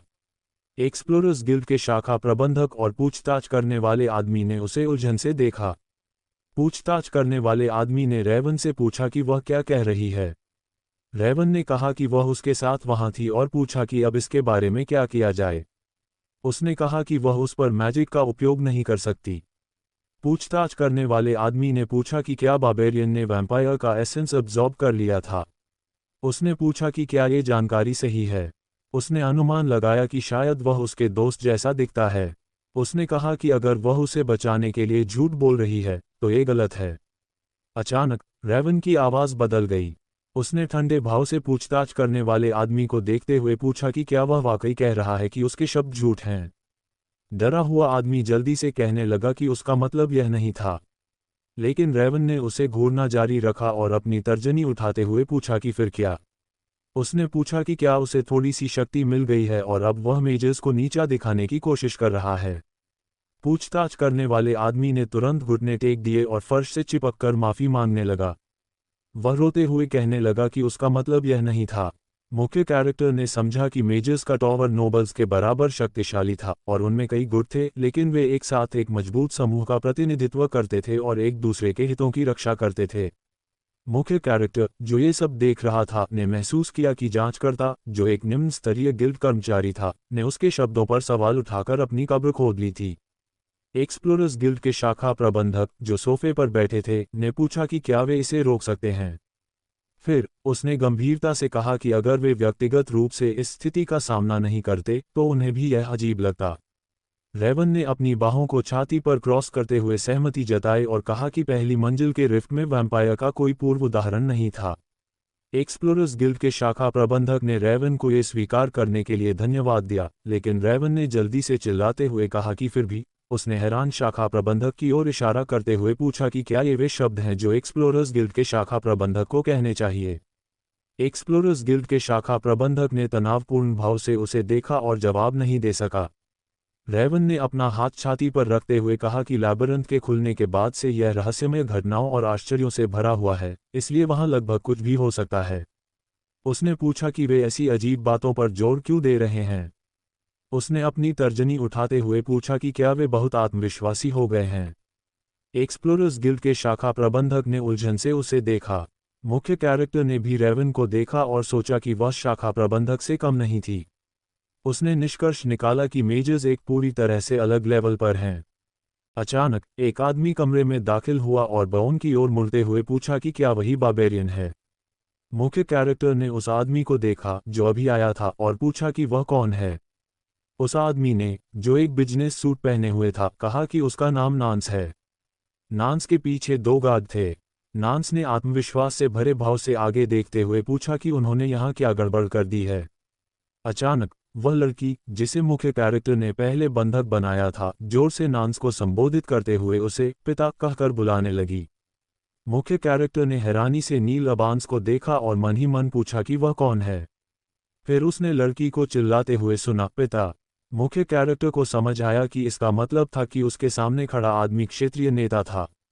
मुख्य कैरेक्टर जानता था कि एक्सप्लोरर्स गिल्ड क्लान्स का प्रबंधन करती है, कमांड स्पेल्स डालती है और विभिन्न जानकारियां बेचती है, और यह सब एक्सप्लोरर्स की सुविधा के लिए होता है। उसे पता था कि गिल्ड प्रबंधन प्रणाली सरल थी और सैकड़ों शाखाओं में से हर एक का अपना प्रबंधक होता था, जो 13 क्षेत्रीय नेताओं को रिपोर्ट करता था और उन सब के ऊपर गिल्ड मास्टर होता था। मोटे तौर पर 13 क्षेत्रीय नेता शक्ति के मामले में दूसरे स्थान पर थे। मुख्य कैरेक्टर ने महसूस किया कि हालांकि वे भी कुछ चीजों को नजरअंदाज करने की हिम्मत नहीं करेंगे। तभी एक आदमी, जो पहले कमरे में नहीं था, दर्दनाक आवाज के साथ फर्श पर फेंक दिया गया। ये डरा हुआ आदमी नील अबांस की ओर देखते हुए पूछा कि क्या कुछ गलत है। नील अबांस ने बॉन की ओर मुड़ते हुए देखा कि जैसा उसने सुना था, वह उसे ढूंढ रहा था। जांचकर्ता ने हैरानी से आगे देखा और सोचने लगा कि यह क्या था। मुख्य कैरेक्टर ने उस आदमी को देखा जो उसके सामने घुटने टेके हुए था और महसूस किया कि यह क्रिस्टल यूनियन क्लान का प्रमुख था, जो उसकी ओर अपनी ठंडी नजरों से देख रहा था। मुख्य कैरेक्टर ने अपनी तर्जनी उसकी ओर इशारा करते हुए कहा कि वे कह रहे थे कि उसने कम्युनिकेशन स्टोन के बारे में उसके खिलाफ झूठा आरोप लगाया था। क्रिस्टल यूनियन क्लान का प्रमुख इनकार करने लगा और कहने लगा कि वह कभी नहीं। उसने बात पूरी नहीं की क्योंकि रेवन ने अपना जादू उसकी ओर निर्देशित किया। उसने बताया कि यह आदमी झूठ बोल रहा था। उस पल कमरे में मौजूद सभी लोगों ने हैरानी से रेवन की ओर देखा। मुख्य कैरेक्टर ने समझा कि अब वे इनकार नहीं कर पाएंगे क्योंकि मैजिक टॉवर की मेज ने सब कुछ पुष्ट कर दिया था। क्रिस्टल यूनियन क्लान का प्रमुख डर के मारे इनकार करने लगा और समझाने की कोशिश करने लगा। नील अबांस ने भारी सांस ली और बॉन की ओर मुड़ते हुए कहा कि उसका नाम बॉन यांडेल है। उसने पूछा कि क्या ये सच है। नील अबांस ने तुरंत कहा कि वह निर्दोष है। इस बयान के बाद बॉन ने तुरंत बंधक को छोड़ दिया और गंभीर भाव से आगे देखते हुए पूछा कि फिर उसके साथ क्या होगा। नील अबांस ने उसे समझाया कि अगर उसने झूठी गवाही दी है तो वे पूरी तरह से जांच करेंगे और उचित सजा तय करेंगे। क्रिस्टल यूनियन क्लान का प्रमुख डर से कांपते हुए फर्श पर बैठा था। मुख्य कैरेक्टर ने कहा कि यह अच्छा होगा कि वे पूरे क्लान की जांच करें। नील अबांस ने जवाब दिया कि क्रिस्टल यूनियन उन्हें बहुत परेशानी देती है और इसलिए वे ऐसा करेंगे। इसके बाद नील अबांस ने कहा कि जांचकर्ता को नौकरी से निकाल दिया जाएगा। जांचकर्ता तुरंत हाथ फैलाकर कसमें खाने लगा कि उसने सब कुछ नियमों के अनुसार किया था। नांस ने धमकी भरी नजरों से जांचकर्ता को देखा और पूछा कि क्या वह अपनी अक्षमता की जिम्मेदारी गिल्ड पर डालना चाहता है। फिर नांस ने सख्ती से कहा कि वे उसके द्वारा संभाले गए सभी मामलों की जांच करेंगे और अगर कोई समस्या मिली तो उसे उसी के अनुसार सजा दी जाएगी। डर के मारे जांचकर्ता के चेहरे से पसीना बहने लगा। जल्द ही क्रिस्टल यूनियन क्लान का प्रमुख और जांचकर्ता गार्ड्स द्वारा कमरे से बाहर ले जाए गए। नील अबांस ने सांस छोड़ी और अपना हाथ आगे बढ़ाते हुए कहा कि अब कॉम्पेंसेशन के बारे में बात करने का समय आ गया है। उसने कहा कि वे बॉन को रैंक 7 का एक्सप्लोरर बनाएंगे और उसके सारे इक्विपमेंट को नए से बदल देंगे। बॉन का बैकपैक और अन्य सामान उसकी ओर फेंका गया। मुख्य कैरेक्टर ने उन्हें पकड़ लिया और गुस्से में पूछा कि यहाँ कॉम्पेंसेशन कहाँ है। उसने चिल्लाते हुए कहा कि रैंक 5 के एसेंस के साथ वह वैसे भी रैंक 7 का एक्सप्लोरर बन जाएगा। गुस्से में बाउन ने सोचा कि वे उसे मूर्ख समझकर धोखा दे रहे हैं। नील अबांस ने जवाब दिया कि हालांकि उसके पास सिर्फ 2 महीने का अनुभव था, लेकिन मुख्य कैरेक्टर ने उसे बात पूरी करने नहीं दी और अपना चेहरा नील अबांस के चेहरे के करीब लाते हुए चिल्लाने लगा कि वे किसी भी 7वें रैंक के शोधकर्ता को लाएं ताकि वह दिखा सके कि कौन मजबूत है। फिर मुख्य कैरेक्टर ने गुस्से में अपने पूरे शरीर को तनाव देते हुए और हाथ फैलाते हुए मांग की कि उसका विरोधी एक एक करके आगे आए। नील अबांस ने डर और उलझन में मुख्य कैरेक्टर को शांत होने को कहा। उसने कहा कि ऐसा पहले कभी नहीं हुआ था। रेवन ने गंभीर भाव से अपनी बाहों को छाती पर क्रॉस करते हुए इसकी पुष्टि की। मुख्य कैरेक्टर ने हैरानी से उसकी ओर देखा, ये समझे बिना कि वह क्या चाहती है। रेवन ने अपनी तर्जनी आगे बढ़ाते हुए कहना शुरू किया कि वह सुनिश्चित थी कि ऐसा कभी नहीं हुआ जब एक शोधकर्ता ने 5वें रैंक के वैम्पायर गार्डियन को हराया हो और उसके एसेंस के साथ जिंदा वापस आया हो। उसने कहा कि यह मजाकिया है कि वे उसे कॉम्पनसेशन दे रहे हैं जो उन्हें वैसे भी देना चाहिए था। नील अबांस ने गुस्से में आगे देखा और सहमति जताई। उसने पूछा कि वह क्या चाहता है। बाउन के चेहरे पर एक बड़ी मुस्कान थी। उसने फिर से पूछा कि वह क्या चाहता है। मुख्य कैरेक्टर ने कहा कि बेशक वह पैसा चाहता है। फिर उसने चिल्लाकर कहा कि वह कम से कम 5 मिलियन स्टोन्स की मांग करेगा। उस पल बाउन ने समझा कि यह थोड़ा ज्यादा था, लेकिन उसे एहसास हुआ कि वह एक मूर्ख बार्बेरियन था, इसलिए ये कदम उचित था। शोधकर्ताओं गिल्ड के शाखा प्रबंधक ने हैरानी से पूछा, 5 मिलियन? फिर वह कुछ कहना चाहता था, लेकिन नील अबांस ने उसे रोक दिया और आंखें बंद करके हाथों को छाती पर क्रॉस करते हुए इस रकम से सहमति जताई। मुख्य कैरेक्टर ने हैरानी से आगे देखा और खुद से पूछा कि क्या वह इतनी आसानी से मान गया। रेवन ने तुरंत कहा कि उसकी सेवाओं के लिए अलग से 1 मिलियन का हकदार है। मुख्य कैरेक्टर ने रेवन की ओर देखा और सोचा कि नील अबांस इतनी जल्दी इसलिए मान गया क्योंकि रेवन ने उसका साथ दिया। नील अबांस ने रेवन के प्रस्ताव से सहमति जताई और फिर उससे कहा कि वह अपने मेंटर को बताए कि वह हमेशा उसके काम के लिए आभारी है। मुख्य कैरेक्टर ने हैरानी से देखते हुए खुद से पूछा कि क्या ये मैजिक टॉवर की ताकत है। कुछ समय बाद मैजिक टॉवर की इमारत में बाउन और रेवन एक कमरे में दाखिल हुए। ये कमरा टिमियन स्कूल के एक छात्र अर्थात अला रेवन की प्रयोगशाला थी। मुख्य कैरेक्टर ने चारों ओर देखते हुए सोचा कि यह प्रयोगशाला पूरी तरह से अस्त व्यस्त थी। इस समय रेवन ने एक ग्लास टेस्ट ट्यूब में तरल डाला और चालाक मुस्कान के साथ उसे मुख्य कैरेक्टर को देते हुए कहा कि वह इसे पी सकता है। मुख्य कैरेक्टर ने ग्लास पात्र में नीले तरल को हैरानी से देखा और खुद से पूछा कि यह क्या है। उसने रेवन से पूछा कि क्या ये पानी है। रेवन ने व्यंग्यपूर्ण तरीके से हाँ में जवाब दिया और समझाया कि उसके पास कप नहीं है और उसके पास बेसिलस कंसंट्रेट है। अगर उसे सादा पानी पसंद नहीं है तो वह इसे पी सकता है। बाउन ने तरल को गौर से देखते हुए नकारात्मक जवाब दिया और कहा कि यह उसके लिए काफी होगा। उस पल बाउन ने सोचा कि शायद इस पात्र में पहले अजीब तरल या मॉन्स्टर के अंग रखे जाते थे। उसने पात्र को मेज पर रखा और उसके बगल में एक कुर्सी पर बैठ गया। मुख्य कैरेक्टर ने रेवन से पूछा कि उसे यहाँ क्यों लाया गया है। रेवन ने चौड़ी मुस्कान के साथ कहा कि उसने उसे एक इच्छा का वादा किया था। मुख्य कैरेक्टर को यह याद आया और उसने सोचा कि उसने इसलिए हाँ कह दी थी क्योंकि उसके पास बहस करने का समय नहीं था। उसे याद आया कि कैसे उसने ये वादा किया था और उसने सोचा कि मेज से संबंध बनाना बुरा विचार नहीं होगा। हालांकि उसने अपनी तर्जनी आगे बढ़ाते हुए रेवन को याद दिलाया कि वह उससे कुछ असंभव न मांगे। रेवन ने जवाब दिया कि सब कुछ ठीक होगा। फिर उसने कहा कि वह उन एसेंसेस पर शोध करना चाहती है जो उसने निगल लिए थे। उसने अपनी तर्जनी ऊपर उठाते हुए कहा कि यह उसके लिए भी उपयोगी होगा क्योंकि वे कुछ अज्ञात खोज सकते हैं, क्योंकि पहले किसी ने यह एसेंस प्राप्त नहीं किया है। रेवन के व्यवहार को देखते हुए मुख्य कैरेक्टर ने सोचा कि उसकी आंखें बदल गई हैं और अब उसकी आंखें ज्ञान के प्रति उत्साह से भरी हुई हैं। फिर मुख्य कैरेक्टर ने सोचा कि कॉर्प्स गोलम का एसेंस बहुत दुर्लभ था, लेकिन वैम्पायर कभी भी रिफ्ट गार्डियन नहीं बना था और इसीलिए रेवन इतनी उत्साहित थी। उसने सोचा कि क्या इस दुनिया के सभी मेजर्स ग्रेजुएट छात्रों की तरह व्यवहार करते हैं। रेवन ने मुख्य कैरेक्टर की ओर हाथ बढ़ाया और कहा कि ये दोनों के लिए एक अच्छा ऑफर होगा।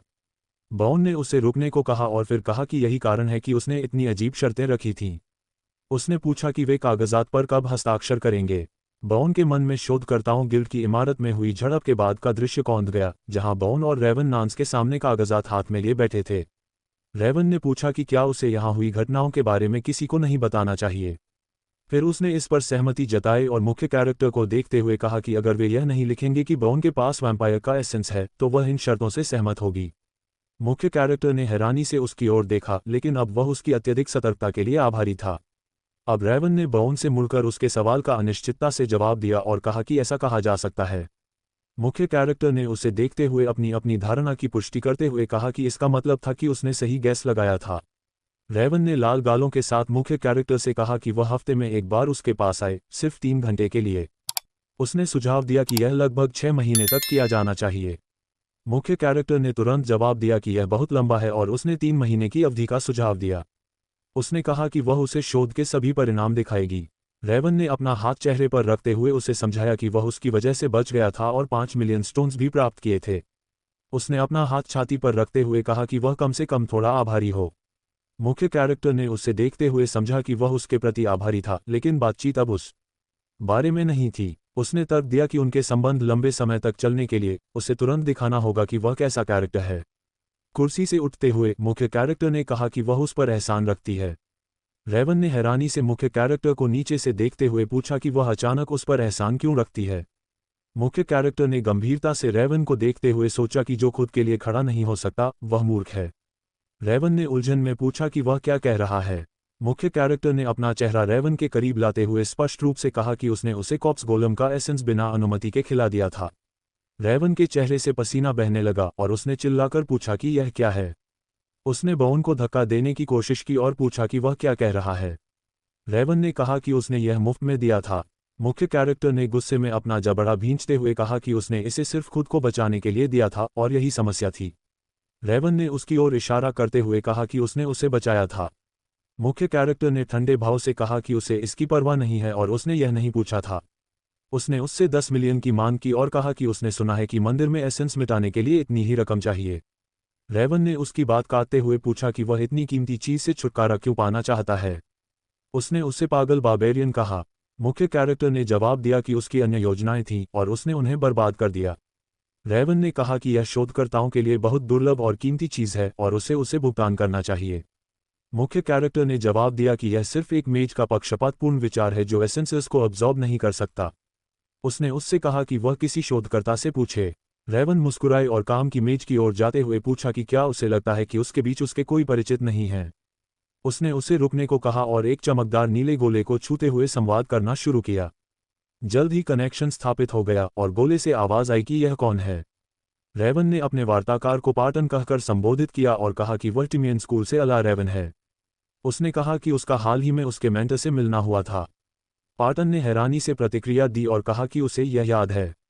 उसने रेवन से पूछा कि वह उसे क्यों परेशान कर रही है। रेवन ने कहा कि उसके पास एक सवाल है। उसने पूछा कि अगर उसे कोई एसेंस खिला दिया जाए जिसे अब्जॉर्ब करने की उसकी कोई योजना नहीं थी तो वह क्या सोचेगा।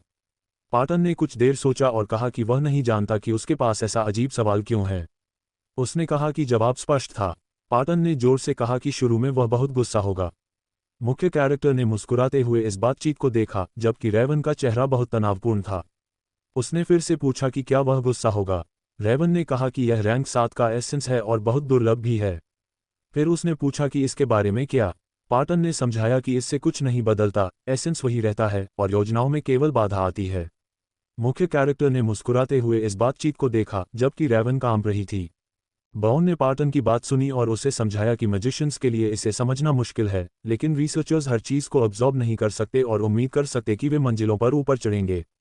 रेवन, जो ये सब सुन रही थी, गुस्से से कांप रही थी और उसका चेहरा लाल हो गया था। फिर उसने मुख्य कैरेक्टर की ओर देखा और पार्टन से पूछा कि फिर वह क्या कॉम्पेंसेशन मांगेगा। पार्टन ने जवाब दिया कि वह पैसा लेगा। उसने कुछ देर सोचा और कहा कि 15 मिलियन काफी होगा। रेवन ने हैरानी और डर से फिर से पूछा, 15 मिलियन? पार्टन ने समझाया कि जितना ऊंचा एसेंस अब्जॉर्ब किया जाता है उसे डिस्पर्स करने की लागत उतनी ही अधिक होती है। उसने कहा कि वह नहीं जानता कि जो लोग खुद को भगवान के सेवक कहते हैं उन्हें पैसा इतना पसंद क्यों है। रेवन टेबल पर झुक गई क्योंकि उसके पैरों में खबर सुनकर ताकत नहीं बची थी।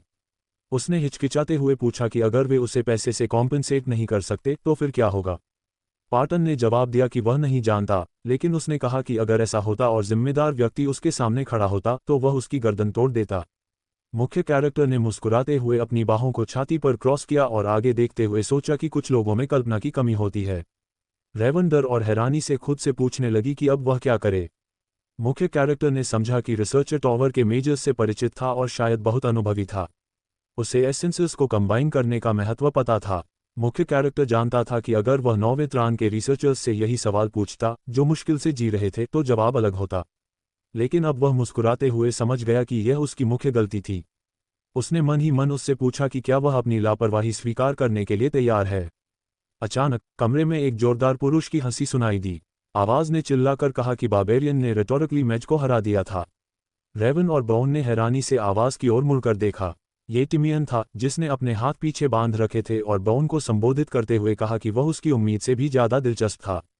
टिमियन ने चौड़ी मुस्कान के साथ कहा कि वह मिलकर खुश हुआ और अपना परिचय देते हुए कहा कि वह उस लड़की का शिक्षक है जिसे वह रुला चुका था। फिर टिमियन ने सुझाव दिया कि उसका नाम बाउन यांडेल है। रेवन ने जोर देकर कहा कि उसने रोया नहीं था और पूछा कि क्या उसे यह समझ आया। मुख्य कैरेक्टर ने टिमियन को देखते हुए खुद से पूछा कि क्या वह रेवन का शिक्षक है। फिर उसने सोचा कि यह वह व्यक्ति है जो टॉवर की 5 मंजिलों को नियंत्रित करता है और टिमियन नामक महान स्कूल का मास्टर है। मुख्य कैरेक्टर ने हैरानी से टिमियन को देखते हुए सोचा कि वह किसी क्षेत्रीय नेता के लेवल पर है। फिर उसने अपने विचारों को बाधित करते हुए महसूस किया कि वह उससे भी ऊंचा है। टिमियन ने दोस्ताना मुस्कान के साथ कहा कि उसने उनकी बातचीत सुन ली थी। मुख्य कैरेक्टर ने समझा कि वह एक महत्वपूर्ण व्यक्ति है। रेवन ने हैरानी से फिर से पूछा कि क्या उसने उनकी बातचीत सुन ली थी। उसने कहा कि उसने साउंड इंसुलेशन मैजिक लगाई थी। टिमियन ने समझाया कि उसे लगता है कि उसे अभी बहुत कुछ सीखना बाकी है, क्योंकि इस साउंड इंसुलेशन मैजिक में बहुत सारे गैप्स थे। फिर उसने बाउन की ओर मुड़ते हुए कहा कि वह उसकी सबसे छोटी छात्रा थी, जो पहली बार एक आदमी को, और वह भी एक जीवित बार्बेरियन को, अपने साथ लाई थी। टिमियन ने कहा कि उसे अपनी जिज्ञासा शांत करनी पड़ी। मुख्य कैरेक्टर ने हैरानी से टिमियन को देखते हुए पूछा, जीवित? टिमियन ने मुख्य कैरेक्टर को घूरते हुए कहा कि बार्बेरियंस को आमतौर पर मृत या सिर्फ उनके दिल लाए जाते हैं। मुख्य कैरेक्टर ने उसे देखा और जल्द ही उसके चेहरे पर एक चौड़ी मुस्कान आ गई। वह जोर से हंसने लगा और बाउन को खुश होने को कहा। फिर टिमियन ने समझाया कि वह सिर्फ मजाक कर रहा था। मुख्य कैरेक्टर ने खुद से पूछा कि क्या यह मैच हास्य की भावना वाला है। फिर उसने सोचा कि वह खुद एक बार्बेरियन है जो दूसरों के मूड को अच्छी तरह समझता है। कुर्सी से उठते हुए मुख्य कैरेक्टर ने अनुमान लगाया कि उसका नाम डेमियन या कुछ ऐसा ही होगा। मुख्य कैरेक्टर जानता था कि उसे एक बार्बेरक मजाक के साथ जवाब देना होगा। टिमियन के पास जाते हुए मुख्य कैरेक्टर ने उसकी ओर इशारा किया और जोर से हंसते हुए कहा कि वह वाकई उसकी खोपड़ी फोड़ना चाहता था। टिमियन ने डर से बाउन की ओर देखते हुए पूछा कि वह क्या कह रहा है। मुख्य कैरेक्टर ने धमकी भरे अंदाज में टिमियन को समझाया कि यह एक मजाक था। उसने उसे आराम करने और हंसने को कहा और फिर उसे सफ़ेद बालों वाला बूढ़ा आदमी कहा। टिमियन ने हैरानी से अपनी आंखें और मुंह खोलते हुए फिर से पूछा, बूढ़ा आदमी? मुख्य कैरेक्टर ने टिमियन की प्रतिक्रिया को देखते हुए मन ही मन पूछा कि क्या उसे यह पसंद नहीं आया जब लोग बकवास बोलते हैं और इसे मजाक कहते हैं। फिर मुख्य कैरेक्टर ने टिमियन के बालों को खरोंचते हुए समझाया कि वह मजाक कर रहा था। फिर वह जोर से हंसने लगा। रेवन ने उलझन में बाउन की ओर मुड़कर पूछा कि क्या वह वाकई पागल हो गया है। उसने जोर से कहा कि यह समझना जरूरी है कि उसने गिल्ड में क्या किया था। टिमियन कांप रहा था और बाउन ने खुद से पूछा कि क्या वह वाकई बहुत आगे निकल गया था। फिर उसने सोचा कि इसे सुलझाना जरूरी है। अचानक टिमियन जोर से हंसने लगा और बाउन के कैरेक्टर को देखकर हैरान हो गया। टिमियन का चेहरा लाल हो गया और उसके चेहरे की नसें फूल गईं। उसने बाउन की ओर मुड़कर कहा कि वह चिंता न करे। उसने समझाया कि वे, यानी पुरानी पीढ़ी, मजाक और धमकी में अंतर कर सकते हैं। उसने फिर से कहा कि वह हर बात को दिल पर न ले। टिमियन की प्रतिक्रिया को देखते हुए मुख्य कैरेक्टर ने समझा कि वह निश्चित रूप से गुस्से में था। फिर उसने खुद से पूछा कि वह उसके साथ क्या करेगा। आखिरकार वह एक बार्बेरियन था। मुख्य कैरेक्टर ने अपना अंगूठा ऊपर उठाते हुए टिमियन को प्रोत्साहित किया और कहा कि उसने उसके बार्बेरक हास्य को महसूस किया। फिर उसने कहा कि वह अपने शब्द वापस लेता है और वह इतना बुरा नहीं है। जब टिमियन तनाव से कांप रहा था, बाउन ने चौड़ी मुस्कान के साथ पूछा कि क्या उसके परिवार में कोई बार्बेरियन था। टिमियन ने मजबूरन मुस्कुराते हुए कहा कि बड़ों में भी बहादुरी होती है। फिर उसने कहा कि यह मायने नहीं रखता और अपना हाथ जेब में डालते हुए 10 मिलियन स्टोन्स के बारे में बात करना शुरू किया। टिमियन ने बाउन से पूछा कि क्या वह किसी और चीज़ के लिए सहमत होगा।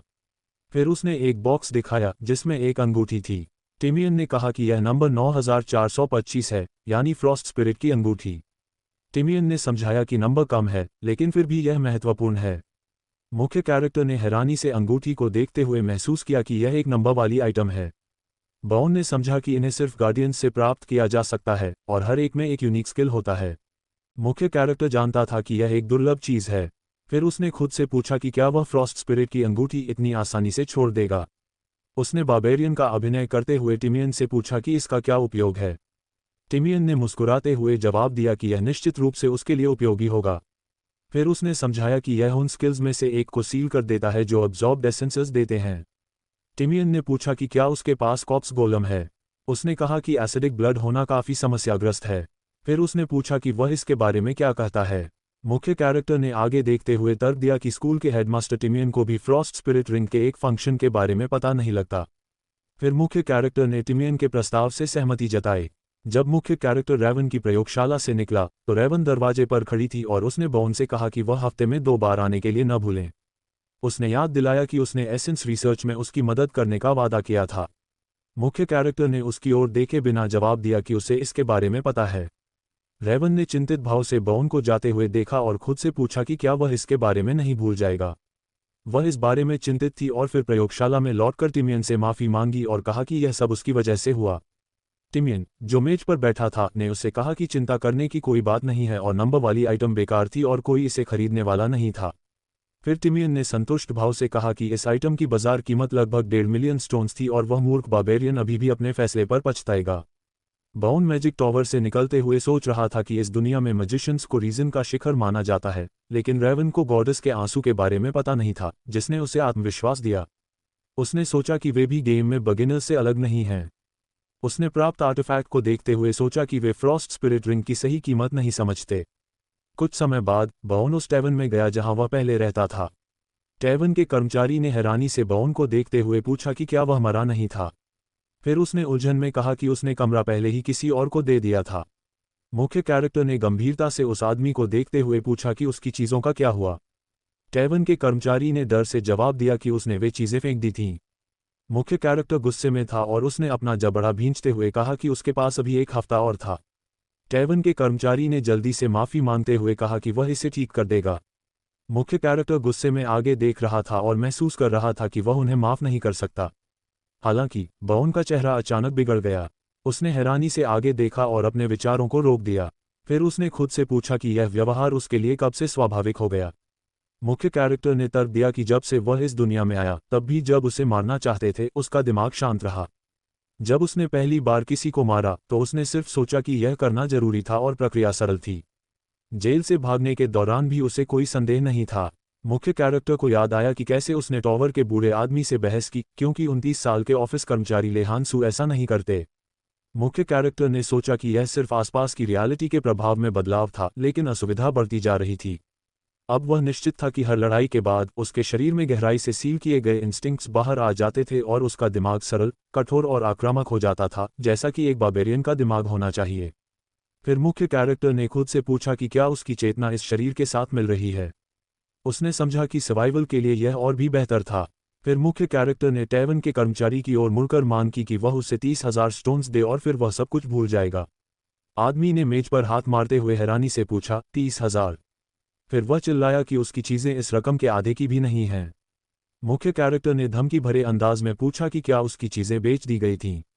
फिर उसने अपना गुस्सैल चेहरा आदमी के करीब लाते हुए कहा कि उसने पहले कहा था कि उसने सब कुछ फेंक दिया था।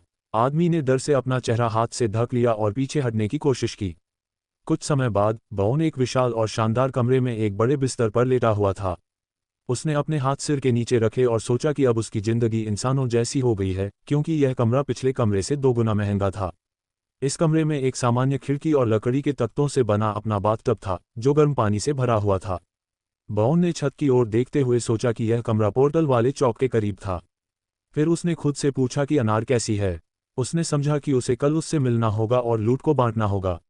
अगले दिन एंग्री बुल नामक इमारत के पास अनार ने अपनी बाहें फैलाते हुए जोर से चिल्लाया, बॉन। वह दौड़कर उसके पास आए और उसके अब विशाल शरीर को पकड़ लिया।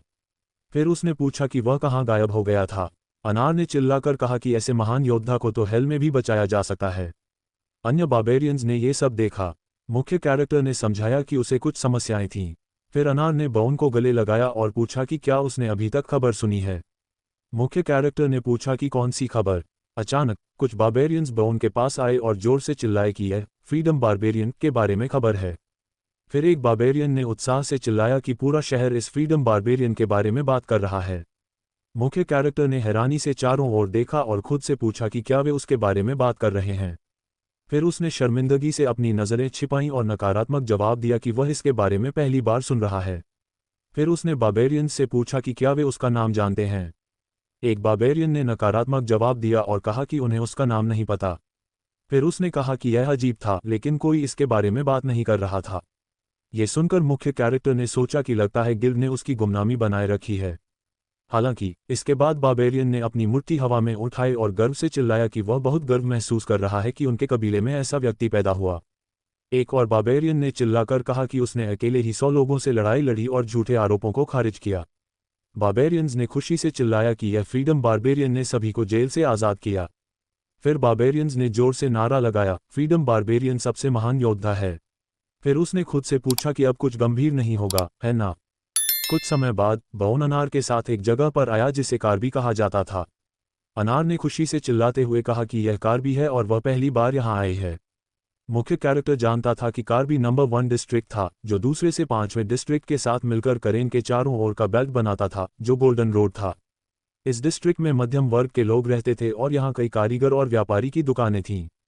इस डिस्ट्रिक्ट को फ्री मार्केट भी कहा जाता था। मुख्य कैरेक्टर ने अनार की ओर बैग खींचा और उसे बताया कि यह उसका हिस्सा है।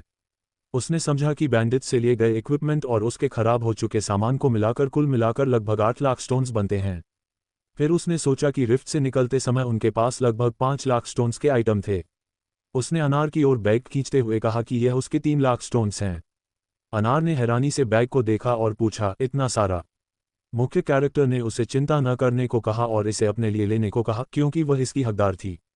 शर्मिंदगी और लाल गालों के साथ अनार ने उसका शुक्रिया अदा किया। फिर उसने बॉन के पीछे देखते हुए हैरानी से एक तरफ उंगली से इशारा किया और बॉन से कहा कि वह इसे देखे। फिर वह चिल्लाई कि लोग बादलों को छड़ी पर लगाकर खा रहे हैं।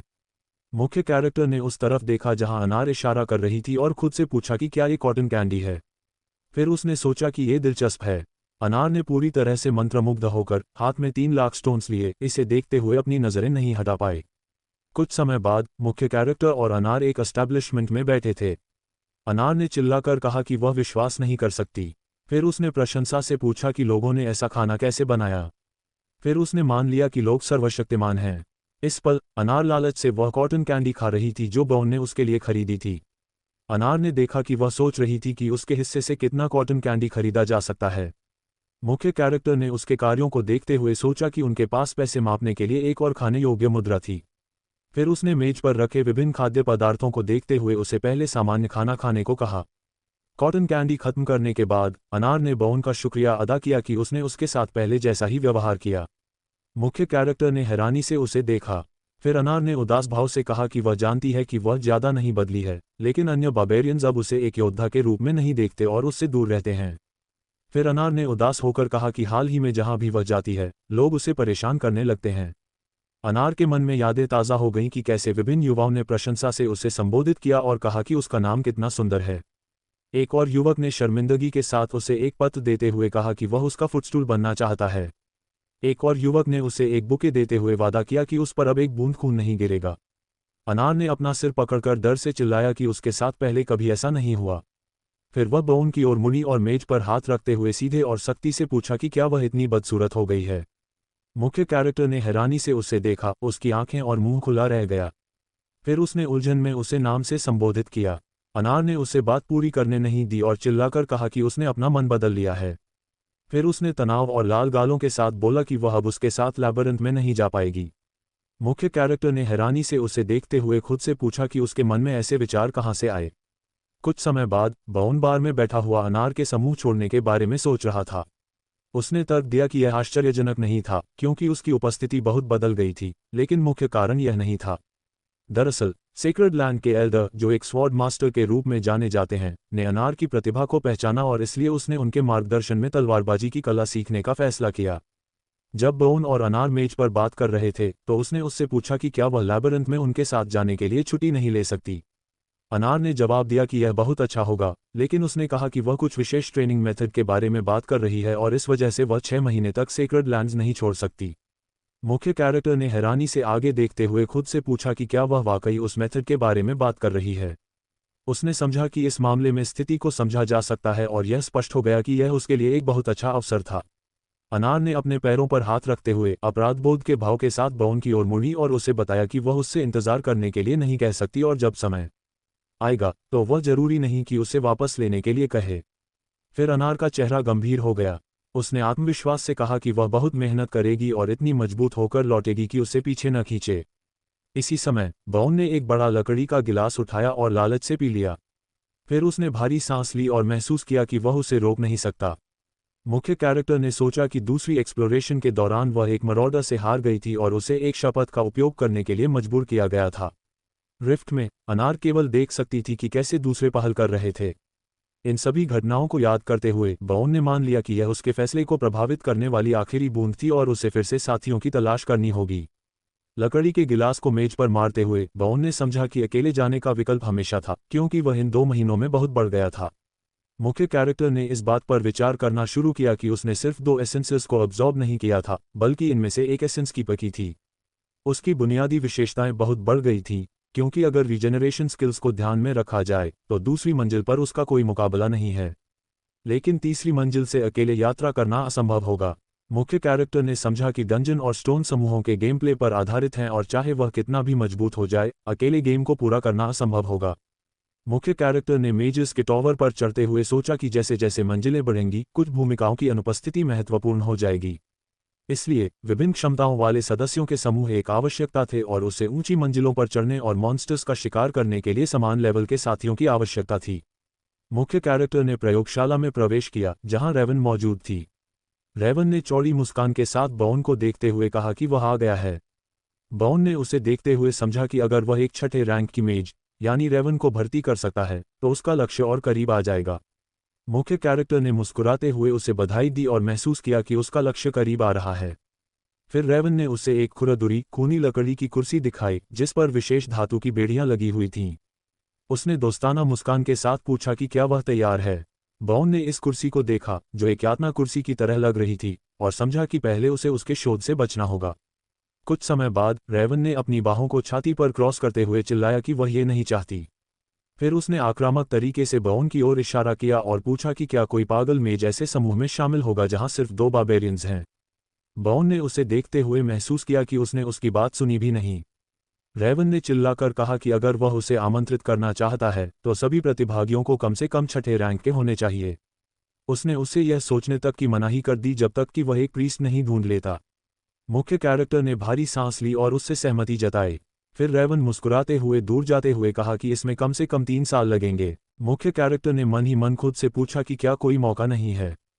फिर उसने तय किया कि शायद उसने व्यर्थ में पूछा था। रेवन ने देखा कि उन्होंने काफी बकवास कर ली थी और उससे कागज लेने को कहा। उसने उसे एक दस्तावेज सौंपते हुए समझाया कि यह वैम्पायर एसेंस पर शोध करने के बाद प्राप्त डेटा था। इस दस्तावेज पर लिखे को पढ़ते हुए बाउन ने समझा कि इसमें सिर्फ सामान्य जानकारी थी और कुछ सटीक नहीं था। लेकिन उसने तय किया कि उसके लिए इससे कोई फर्क नहीं पड़ता, क्योंकि उसे नंबर पहले से पता थे। उसने समझा कि वैम्पायर एसेंस की वजह से उसकी प्राकृतिक रीजनरेशन 45 पॉइंट्स बढ़ गई, एजिलिटी 15 पॉइंट्स बढ़ गई, शारीरिक प्रतिरोध 12 पॉइंट्स बढ़ गया और माना सेंसिटिविटी 30 यूनिट्स बढ़ गई।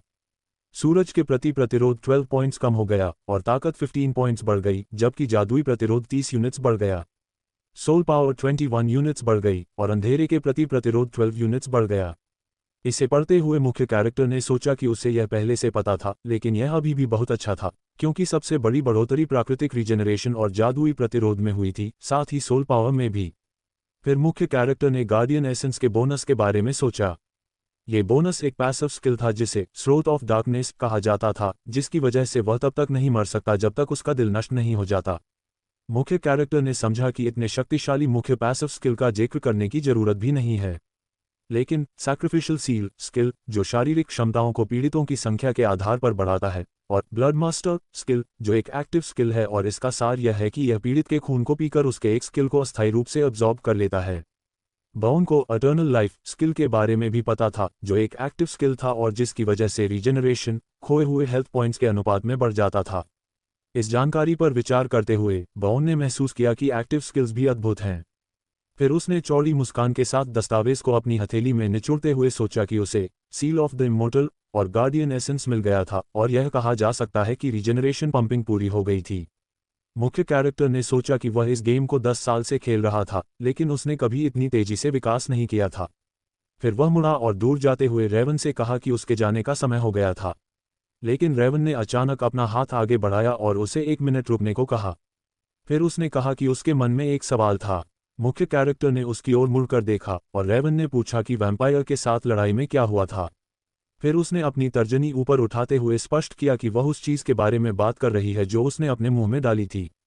रेवन ने कहा कि उसे लगा कि यह पवित्र शक्ति थी। बॉन ने रेवन को देखा और खुद से पूछा कि क्या वह गॉडेस के आंसू के बारे में बात कर रही है। अब उसने बार्बेरियन की तरह अभिनय करने की पूरी कोशिश की और अपनी नाक खुजलाने लगा। उसने देखा कि उसने स्पष्ट रूप से कुछ गड़बड़ कर दी थी और स्थिति बहुत अस्त व्यस्त थी। फिर बॉन ने कहा कि सब कुछ अब अतीत की बात हो चुका है। उस पल उसने समझा कि वह उसे कुछ नहीं बताएगा। रेवन ने उसके जवाब को नकारना शुरू कर दिया और अपने सीने पर हाथ रखते हुए चिल्लाई कि उसने ये सब अपनी आंखों से देखा था। मुख्य कैरेक्टर ने उसे बात पूरी करने नहीं दी और तेजी से चिल्लाया कि उसे भूख लगी है और उसे जाने की जरूरत है। मुख्य कैरेक्टर ने तय किया कि अब उसे एस्केप नामक बार्बेरियन मोड का उपयोग करने का समय आ गया था। वह तेज गति से भाग गया, जबकि गुस्से में रेवन ने उसे रुकने का आदेश दिया। अपनी प्रयोगशाला में अकेली रह गई रेवन गुस्से से कांपने लगी और अपने पूरे शरीर को तनाव देते हुए सोचा कि वह उससे कुछ छिपा रहा है। फिर उसने पूछा कि क्या ये सच है। फिर उसने चुनौती भरे अंदाज में पूछा कि क्या उसे लगता है कि वह खुद इसका पता नहीं लगा सकती। कुछ समय बाद एक विशाल कमरे में, जो एक लाइब्रेरी थी, रेवन ने अपनी जादुई क्षमताओं का उपयोग करके एक अविश्वसनीय रूप से ऊंची शेल्फ से एक किताब निकाली, जिसका नाम comprehensive record of rifts part 3 था। इस किताब की सामग्री को लालच से पढ़ते हुए रेवन ने सोचा कि यह एक प्राचीन मैनुअल था जो रिफ्ट्स के बारे में था और इसे अकादमी में भी नहीं मिल सकता था। इसके लेखक का नाम अज्ञात था और यह किताब उससे तब मिली थी जब वह छोटी थी। गंदी और बिखरी हुई किताब को पढ़ते हुए रेवन ने पूछा कि ब्लडी सिटाडेल किस पेज पर है। जब उसे सही पेज मिला जिस पर एक चित्र था तो वह चिल्लाई, यहाँ। उसने किताब के गंदे पन्नों की ओर इशारा करते हुए कहा कि उसे लगता था कि यह हिस्सा पढ़ा नहीं जा सकता। फिर उसने कहा कि वह ये भी नहीं जानना चाहती कि ये दाग कहाँ से आए हैं। उसने कुछ वाक्यांश ढूंढे और उन्हें एक साथ जोड़ा, एक सुनहरा मास्क और फिर गॉडेस के आंसू। अंत में किताब बंद करते हुए रेवन ने एक और किताब निकाली और सोचा कि इस किताब में क्या लिखा है। एक नई किताब लेकर और उसे पलटते हुए रेवन ने खुशी से चिल्लाकर कहा कि उसे वह मिल गया जो वह ढूंढ रही थी। किताब में गॉडेस के आंसू के बारे में जानकारी थी और इसमें लिखा था कि यह एक अज्ञात मूल की कंज्यूमेबल रेलिक है। जब इसे नष्ट किया जाता है तो आसपास के क्षेत्र में एक मजबूत पवित्र आशीर्वाद होता है। किताब में यह भी लिखा था कि 150 साल पहले डायमेंशंस के पतन के दौरान कार्डिनल एंड्रू ने 3 ऐसे आइटम्स का उपयोग करके पवित्र पोप को बचाया था, लेकिन इसका कभी सार्वजनिक रूप से जिक्र नहीं किया गया। हैरानी से किताब को देखते हुए रेवन ने पूछा, एक रेलिक? फिर उसने सोचा कि प्रभाव वही था जो उसने देखा था। उसके मन में बॉन और वैम्पायर ड्यूक के बीच लड़ाई के दौरान गॉडेस के आंसू के प्रकोप की यादें ताज़ा हो गईं। ये याद करते हुए रेवन ने खुद से पूछा कि क्या यह एक संयोग है। फिर उसने सोचा कि एक बार्बेरियन जिसने हाल ही में समारोह पूरा किया है, गॉडेस के आंसू छिपे होने की जगह के बारे में कैसे जान सकता है और वह गॉडेस के आंसू के प्रभाव को तुरंत कैसे समझ सकता है। इस समय बॉन अपने चेहरे पर उदास भाव के साथ रेवन की प्रयोगशाला से सीढ़ियों से नीचे उतर रहा था। रेवन ने उलझन में खुद से पूछा कि क्या ये वाकई बॉन यांडेल है। कुछ समय बाद बॉन सुनहरे मास्क को देख रहा था और सोच रहा था कि यह एक आइटम है जो ब्लडी सिटाडेल के बॉस को हराने के बाद मिलता है, जब कई शर्तें पूरी होती हैं। मुख्य कैरेक्टर अपने पैरों को मोड़कर बिस्तर पर बैठा था और इस मास्क के बारे में सोच रहा था। उसने सोचा कि यह आइटम पहनने वाले के चेहरे को 30 दिनों के लिए बदल सकता है और इसका उपयोग सीमित 5 बार किया जा सकता है। मुख्य कैरेक्टर ने सोचा कि यह आइटम गेम में उससे मिला था, लेकिन 2D पिक्सेल कैरेक्टर के चेहरे को बदलने में कोई दिलचस्पी नहीं थी, इसलिए उसने सुनहरे मास्क को 5 लाख स्टोन्स में बेच दिया था। लेकिन अब उसने समझा कि यह रियलिटी थी और उसे पहले ही कानूनी ताकतों का सामना करना पड़ चुका था और जेल में बैठना पड़ा था। इसलिए उसने सोचा कि अगर पूरा शहर उसका दुश्मन बन जाए तो यह आइटम उसके लिए उपयोगी हो सकता है। टुओ एक बार में बैठा हुआ था जहां कई आदमी एक दूसरे से जोश से बात कर रहे थे। एक बातचीत में एक आदमी ने अपने साथी से पूछा कि क्या उसने खबर सुनी है। फिर उस आदमी ने कहा कि क्रिस्टल यूनियन को भंग कर दिया गया था। टुओ बार में खाना खा रहा था और फिर उस आदमी ने पूछा कि क्या यह अप्रत्याशित था। उसने देखा कि पूरा क्लैन सिर्फ एक रात में गायब हो गया था। जब टुओ ने यह सुना तो वह दिलचस्पी से भरा हुआ मुड़ा और सोचा कि क्रिस्टल यूनियन गायब हो गया था।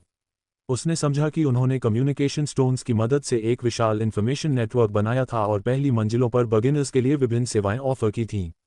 यह एक शोध क्लैन था जो बहुत तेजी से बढ़ रहा था। एक आदमी ने पूछा, भंग होने का क्या मतलब है? उसने चिल्लाकर कहा कि ये लोग कभी असली एक्सप्लोरर्स नहीं थे। फिर उसने देखा कि ऐसा लगता था कि वे सिर्फ दिखावा कर रहे थे। एक और आदमी, जो बैठकर बात कर रहा था, ने इन विचारों की पुष्टि करते हुए चिल्लाया कि ये लोग सिर्फ बेकार थे। टुआ ने अपने हाथ में गिलास पकड़ते हुए सोचा कि शुरुआत में सब कुछ ठीक था और कुछ अच्छे लोगों को वहां मोक्ष मिल सकता था जब वे टैक्स नहीं दे पाते थे। लेकिन जैसे ही यह प्लान थोड़ा बढ़ा, ये घृणित कामों में फंस गया। वे बाहरी लोगों से बचते थे, नियमित रूप से उनका मजाक उड़ाते थे और नए लोगों के साथ भयानक चीजें करते थे। अपनी कुर्सी से उठते हुए टुआ ने इस एस्टैब्लिशमेंट में काम करने वाले आदमी की ओर मुड़कर कहा कि वह अब भर चुकी है। उस पल उसने सोचा कि यह जानना काफी था कि ये लोग उसे एक बहन बनाने की कोशिश कर रहे थे। फिर उसने अनिच्छा से स्वीकार किया कि उस बार्बेरियन के बिना सब कुछ बहुत बुरी तरह से खत्म हो सकता था। उसने सोचा कि उसे किसी तरह उनसे निपटना होगा, लेकिन अब इसकी कोई जरूरत नहीं थी। एस्टैब्लिशमेंट छोड़ते हुए टुआ ने सुना कि एक आदमी ने पूछा कि यह क्लैन इतनी अचानक क्यों बिखर गया। दूसरे आदमी ने उससे पूछा कि क्या उसने अभी तक नहीं सुना। फिर उस आदमी ने जवाब दिया कि यह सब फ्रीडम बार्बेरियन की वजह से हुआ। टर्सिया ने यह सुनकर सोचा कि यह विडंबना थी, क्योंकि यह फिर से एक बार्बेरियन था। एक आदमी ने देखा कि यह वही बार्बेरियन था जो जेल से भागकर अपना नाम साफ करने के लिए क्षेत्रीय नेता की बेटी को बंधक बना लिया था। दूसरे आदमी ने उसे जवाब दिया कि यह राय थी कि लुटेरों की बढ़ती समस्या के कारण 9वें रैंक पर लागू होने वाले एनहांस्ड सर्च के नियमों को संशोधित किया जाएगा। हालांकि उस आदमी ने फिर कहा कि सबसे आश्चर्यजनक बात यह थी कि यह बार्बेरियन खुद एक 9वें रैंक का रिसर्चर था, जिसने हाल ही में मैचुरेशन सेरेमनी पास की थी। टुआ ने यह सुनकर दिलचस्पी से भरा हुआ मुड़ा और मन ही मन खुद से पूछा, एक 9वें रैंक का बार्बेरियन? उसने महसूस किया कि वह ऐसे संयोगों पर विश्वास नहीं करती। फिर उसने खुद से पूछा कि क्या वह वाकई मर गया था। बाहर जाते हुए उसने सोचा कि अगर फ्रीडम बार्बेरियन वही बार्बेरियन था तो गायब होने की स्थिति पूरी तरह से समझ में आती थी। हालांकि जैसे ही वह एक उदास कमरे में दाखिल हुई, उसने खुद से पूछा कि क्या उसे बताना चाहिए। टर्सा एक उदास कमरे में दाखिल हुई जहां ओवन सिर झुकाए बिस्तर पर बैठी हुई थी। टर्सा ने उसे नाम से बुलाया और ओवन ने अपना सिर उठाया। उसका चेहरा थका हुआ था और नींद की कमी से उसकी आंखों के नीचे बड़े निशान थे। उसके आसपास कई जादुई पदार्थ हवा में तैर रहे थे। भावनाहीन चेहरे के साथ आगे देखते हुए वह बिस्तर पर बैठी हुई थी। टर्सा ने उसे देखते हुए खुद से पूछा कि क्या उसे अपनी बहन को इसके बारे में बताना चाहिए। मुख्य कैरेक्टर एडवेंचरस गिल्ड की इमारत में खड़ा था। उन्होंने उसकी ओर मुड़कर पूछा कि उसे यहाँ क्या लाया है। मुख्य कैरेक्टर ने समझाया कि वह एक उपयुक्त लेवल का साथी ढूंढ रहा है। एडवेंचरस गिल्ड में काम करने वाले आदमी ने उससे पूछा कि क्या उसकी कोई प्राथमिकता है। मुख्य कैरेक्टर ने कहा कि टीम में 4 लोग होने चाहिए और गतिविधि तीसरी मंजिल से ऊपर होनी चाहिए। फिर उस आदमी ने बाउन से उसका एड और बैज मांगा। मुख्य कैरेक्टर ने उसे एक कागज और एक लकड़ी का बैज दिया। फिर उस आदमी ने दस्तावेजों को गहनता से पढ़ना शुरू किया। उसने जोर से कहा, बाउन यानडेल, रैंक 7। फिर वह आदमी हैरानी से आगे देखते हुए अपनी आंखें और मुंह खोलकर जोर से पूछा, 5 सितारे। बाउन ने उससे पूछा कि और कौन से सितारे। एडवेंचरस गिल्ड में काम करने वाले आदमी ने उलझन में बात करना शुरू किया कि उसने क्या सुना। फिर उसने बाउन के हाथ में एक कागज का पन्ना दिया और कहा कि यह उन टीमों की सूची है जो उसके लिए उपयुक्त होंगी। भारी सांस छोड़ते हुए बाउन ने महसूस किया कि यह आदमी विषय बदलने की कोशिश कर रहा था। मुख्य कैरेक्टर ने सोचा कि शायद ये गिल्ड का कोई आंतरिक कोड है और वह एक वीआईपी क्लाइंट है या कुछ ऐसा ही। फिर मुख्य कैरेक्टर ने तय किया कि वह कर्मचारियों के गर्मजोशी भरे स्वागत से संतुष्ट था। फिर उसने कागज को देखते हुए हैरानी से सोचा कि यह एक नाम है। कुछ समय बाद हुरो ने चौड़ी मुस्कान के साथ चिल्लाकर कहा कि वह जानता था कि यह वही है। फिर हुरो ने दोस्ताना मुस्कान के साथ कहा कि उसे संदेह होने लगा था जब उसे बताया गया कि एक 7वें रैंक का बार्बेरियन होगा। बाउन हुरो के साथ एक ही मेज पर बैठा था और उसकी ओर मुड़कर बोला कि वे लंबे समय से एक दूसरे को नहीं देखे थे। हुरो ने कहा कि वह मिलकर खुश हुआ, लेकिन उसने सुझाव दिया कि वे बातचीत को व्यवस्थित करें और एक और व्यक्ति का इंतजार करें। मुख्य कैरेक्टर ने उससे पूछा कि क्या उसने किसी को चुना है। हुरो ने जवाब दिया कि यह पूरी तरह से सच नहीं था, लेकिन उन्होंने कहा कि ये मैजिशियंस थे जो सभी अपने तरीके से चुने गए थे। फिर हुरो अनियंत्रित रूप से जोर से हंसने लगा। मुख्य कैरेक्टर ने फिर से उलझन में पूछा, एक मेज? उसने महसूस किया कि यह उनकी टीम के लिए एक बहुत ही दुर्लभ चीज थी। हुरो ने हाँ में जवाब दिया और फिर कहा कि वह पहले से ही यहाँ था। फिर हुरो ने सुझाव दिया कि वह उस दिशा में देखे। मुख्य कैरेक्टर ने हैरानी से मुड़कर खुद से पूछा, और यह कौन है? फिर वह पूछना चाहता था कि यह कौन होगा, लेकिन उसके विचार एक युवक द्वारा बाधित हो गए जो दोस्ताना मुस्कान के साथ कमरे में दाखिल हुआ और एक बार्बेरियन और एक बौने को बाहर निकाल दिया। फिर उस युवक ने मुस्कुराते हुए अपना परिचय दिया और कहा कि उसका नाम ली अवाब डाल्की है और वह उनकी टीम में शामिल होने आया है। हुरो ने उसका हाथ मिलाया और हंसते हुए कहा कि उससे मिलकर खुशी हुई। फिर हुरो ने उससे पूछा कि क्या वह मेज था जिससे वे मिलने वाले थे।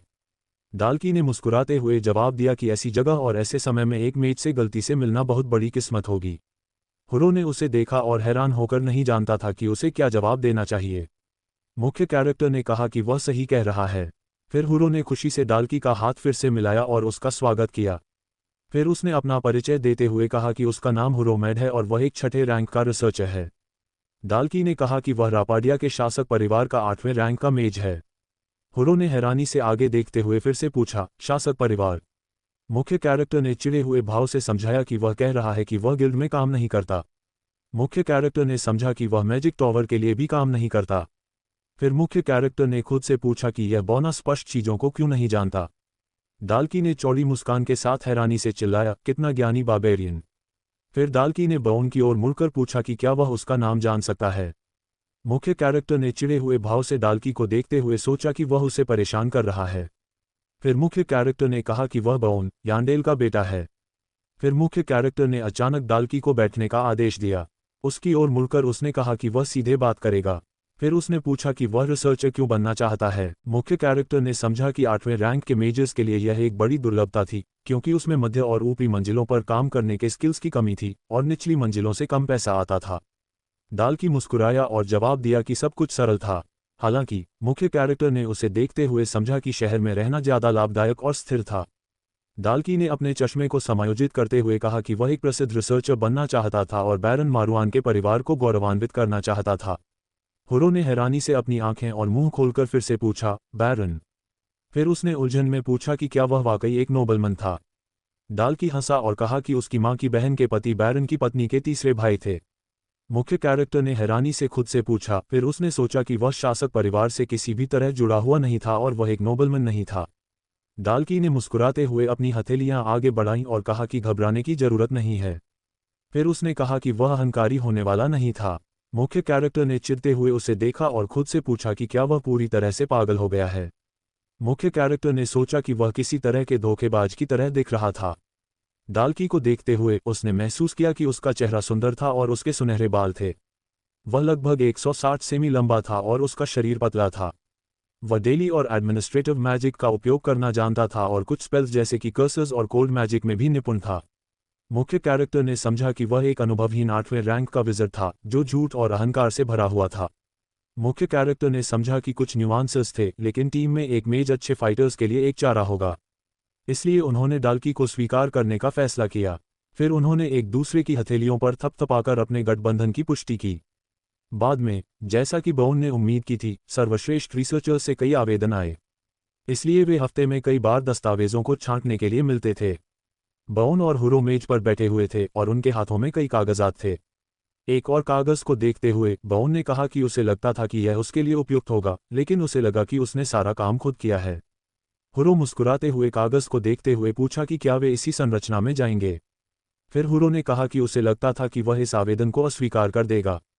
टीम इकट्ठा हो गई थी और बौन ने अपने लिए अच्छा इक्विपमेंट भी खरीद लिया था।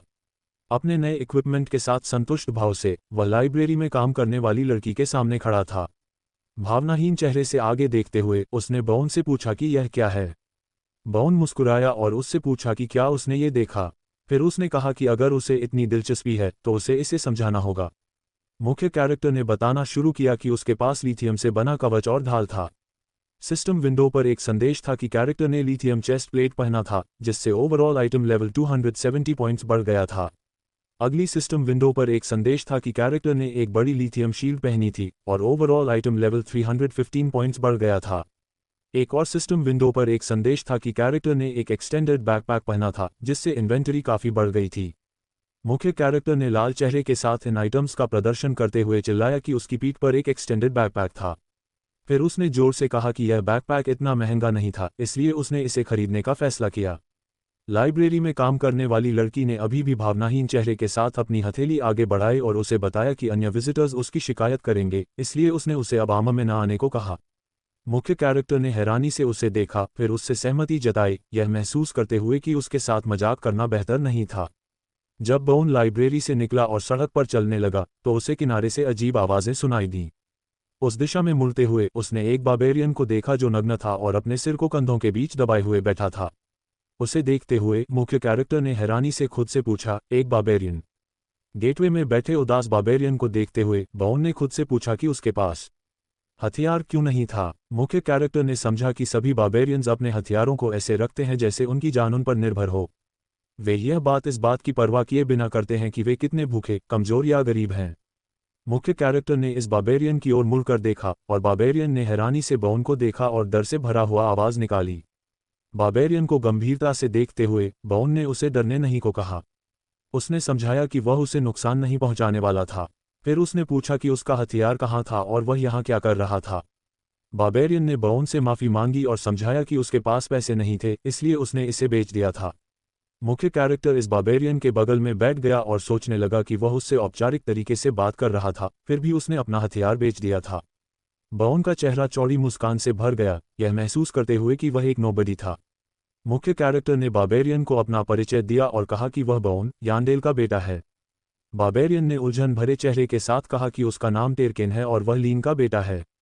मुख्य कैरेक्टर ने समझा कि उसके सामने बैठा बार्बेरियन एक ईवल स्पिरिट था। कुछ समय बाद टेरकेन मेज पर रखे खाने को लालच से खा रहा था। लकड़ी का गिलास उठाते हुए टेरकेन ने चिल्लाकर कहा कि वह उसकी दया कभी नहीं भूलेगा। मुख्य कैरेक्टर ने उसे घूरते हुए सोचा कि उसने कहा था कि वह समारोह में उससे 1 महीने पहले आया था, लेकिन फिर वह खो गया और लैबिरिंथ नहीं ढूंढ पाया। लेकिन मुख्य कैरेक्टर ने समझा कि यह ज्यादा संभावना थी कि वह मॉन्स्टर से लड़ने से डरता था। टेरकेन लालच से खाना खा रहा था, जबकि बाउन सोच रहा था कि गर्मजोशी भरे बार्बेरियंस के समूह से भागना बहुत आसान होगा, लेकिन समस्या इस फैसले के बाद आने वाले परिणाम थे। क्योंकि शायद उसने शहर में नौकरी ढूंढने की कोशिश की थी, लेकिन किसी को बार्बेरियंस की जरूरत नहीं थी, और यह इस क्लास का सबसे बड़ा नुकसान था। विचारशील चेहरे के साथ आगे देखते हुए बाउन ने खुद से पूछा कि क्या प्लेयर्स वाकई यहाँ आते हैं जब वे बॉस रूम, जिसे गेट ऑफ द एबिस कहा जाता है, खोलते हैं।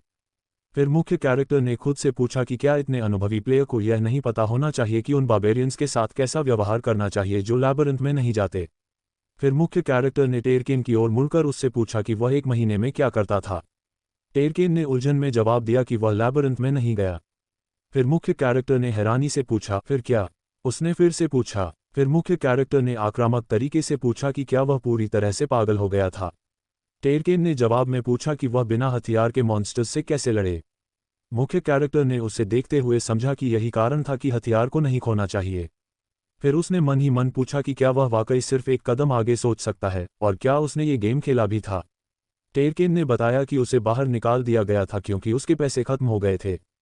फिर उसने बाउन को बताया कि उसने जो उम्मीद की थी वही हुआ। टेरकेन ने बताया कि उसने भूख, ठंड, बीमारी का सामना किया। उसने अन्य बार्बेरियंस के पास जाने की कोशिश की, लेकिन किसी कारण से उन्होंने उसे भगा दिया। मुख्य कैरेक्टर ने सीधे आगे देखते हुए खुद से पूछा कि उसने ऐसे व्यवहार के साथ 3 महीने कैसे बिताए। फिर मुख्य कैरेक्टर इस निष्कर्ष पर पहुंचा कि अगर वह उस दिन डर कर भाग गया होता तो निश्चित रूप से उसकी वही किस्मत होती। टेरकेन ने अपना हाथ छाती पर रखते हुए बाउन से पूछा कि उसे उसकी कहानी कैसी लगी।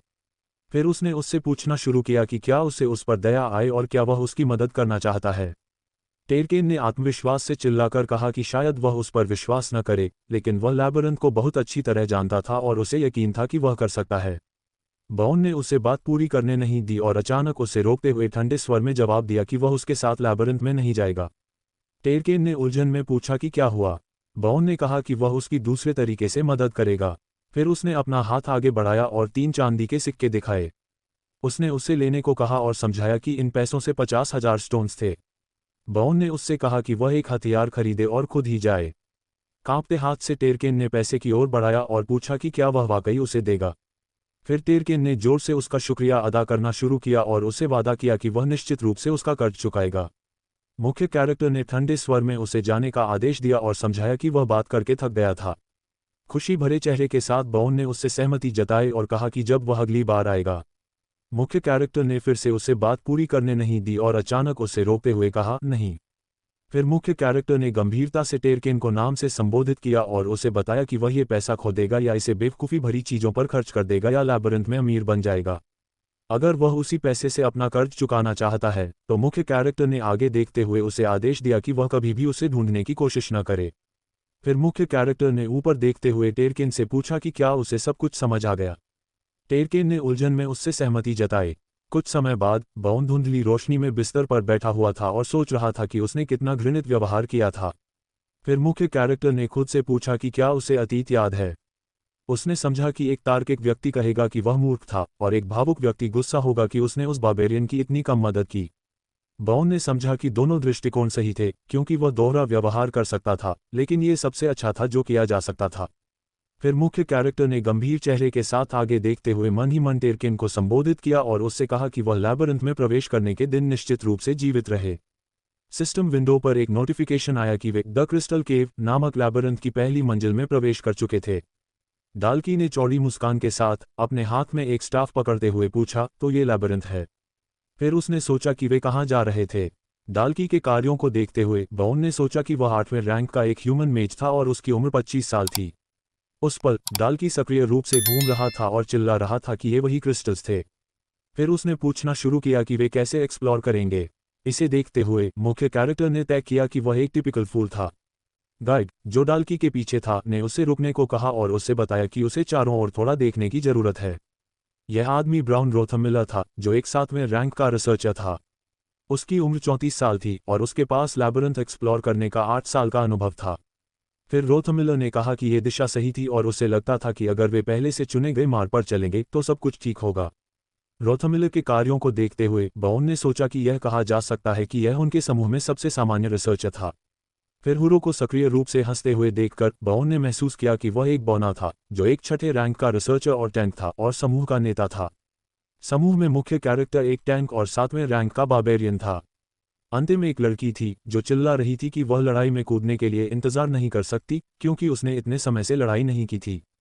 ये लड़की मिशा कार्लिन थी, जो एक 7वें रैंक की हेलिकैरियर थी। उसकी उम्र 25 साल थी और उसके पास लैबिरिंथ एक्सप्लोर करने का 5 साल का अनुभव थी। मिशा ने चौड़ी मुस्कान के साथ सुझाव दिया कि वे किसी मॉन्स्टर का सिर जल्दी से उड़ा दें।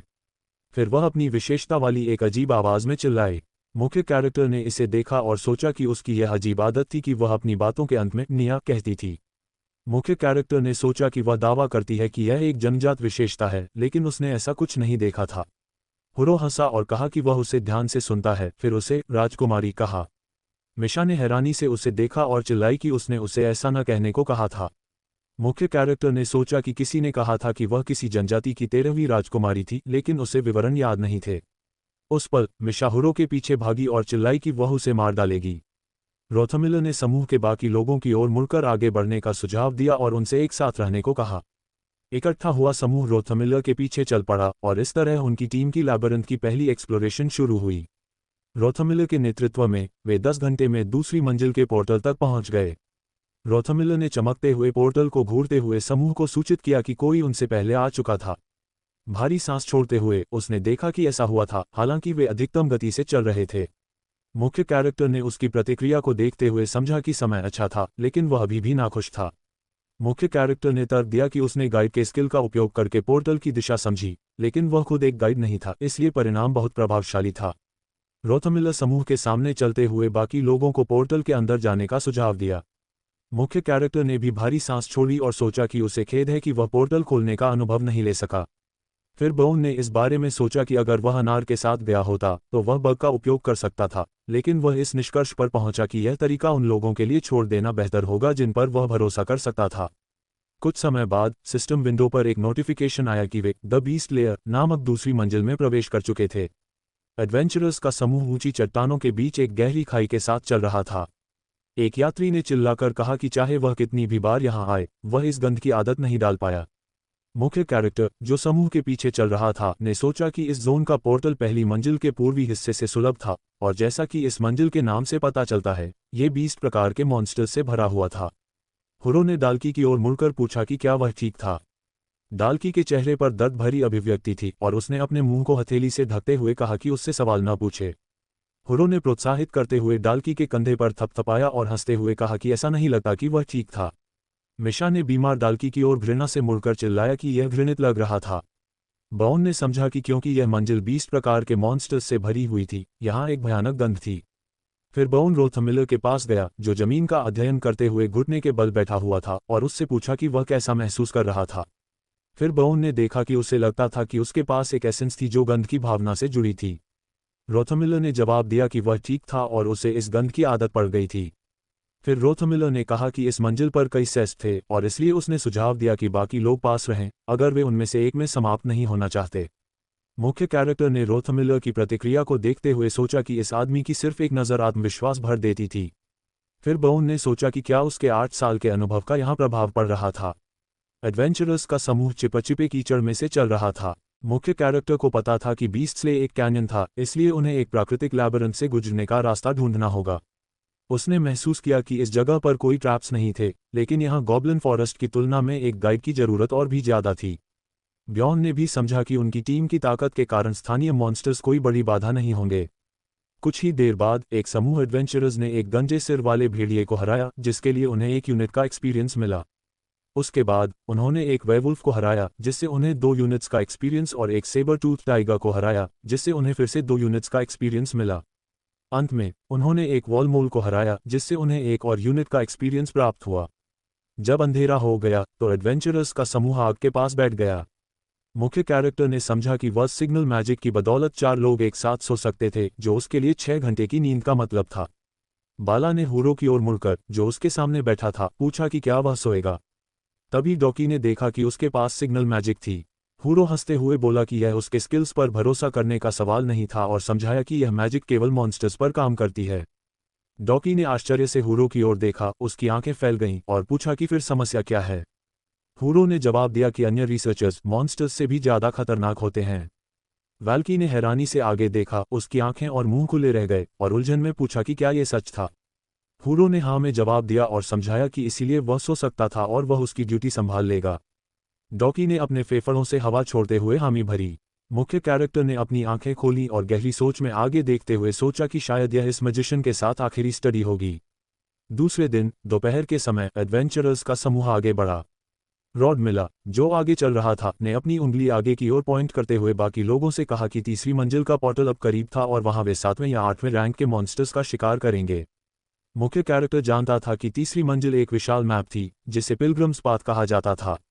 दूसरी मंजिल पर हर कोई चुने हुए पोर्टल के आधार पर अलग अलग जगहों पर पहुंचता था, लेकिन तीसरी मंजिल पर सभी एक ही जगह पर पहुंचते थे।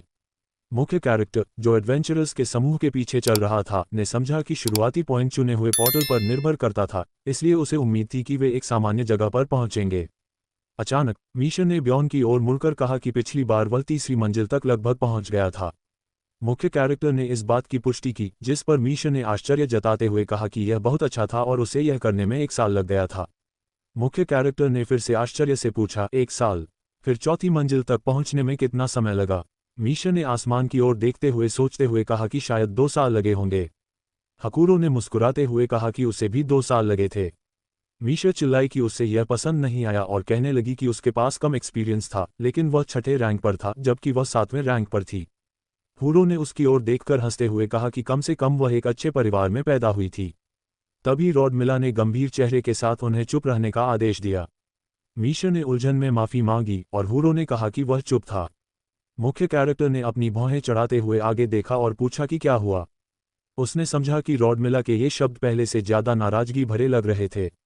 रॉड मिला की पीठ को देखते हुए उसने सोचा कि शायद वह अकेले काम करने का आदी था, इसलिए शोर पर इतनी तीखी प्रतिक्रिया देता था। कुछ ही देर बाद सिस्टम विंडो पर एक नोटिफिकेशन आया, जिसमें इन्फॉर्म किया गया कि वे तीसरी मंजिल पिलग्रिम्स पाथ में प्रवेश कर चुके थे। एडवेंचरर्स का समूह स्टील रॉक्स हिल नामक स्थान पर पहुंचा।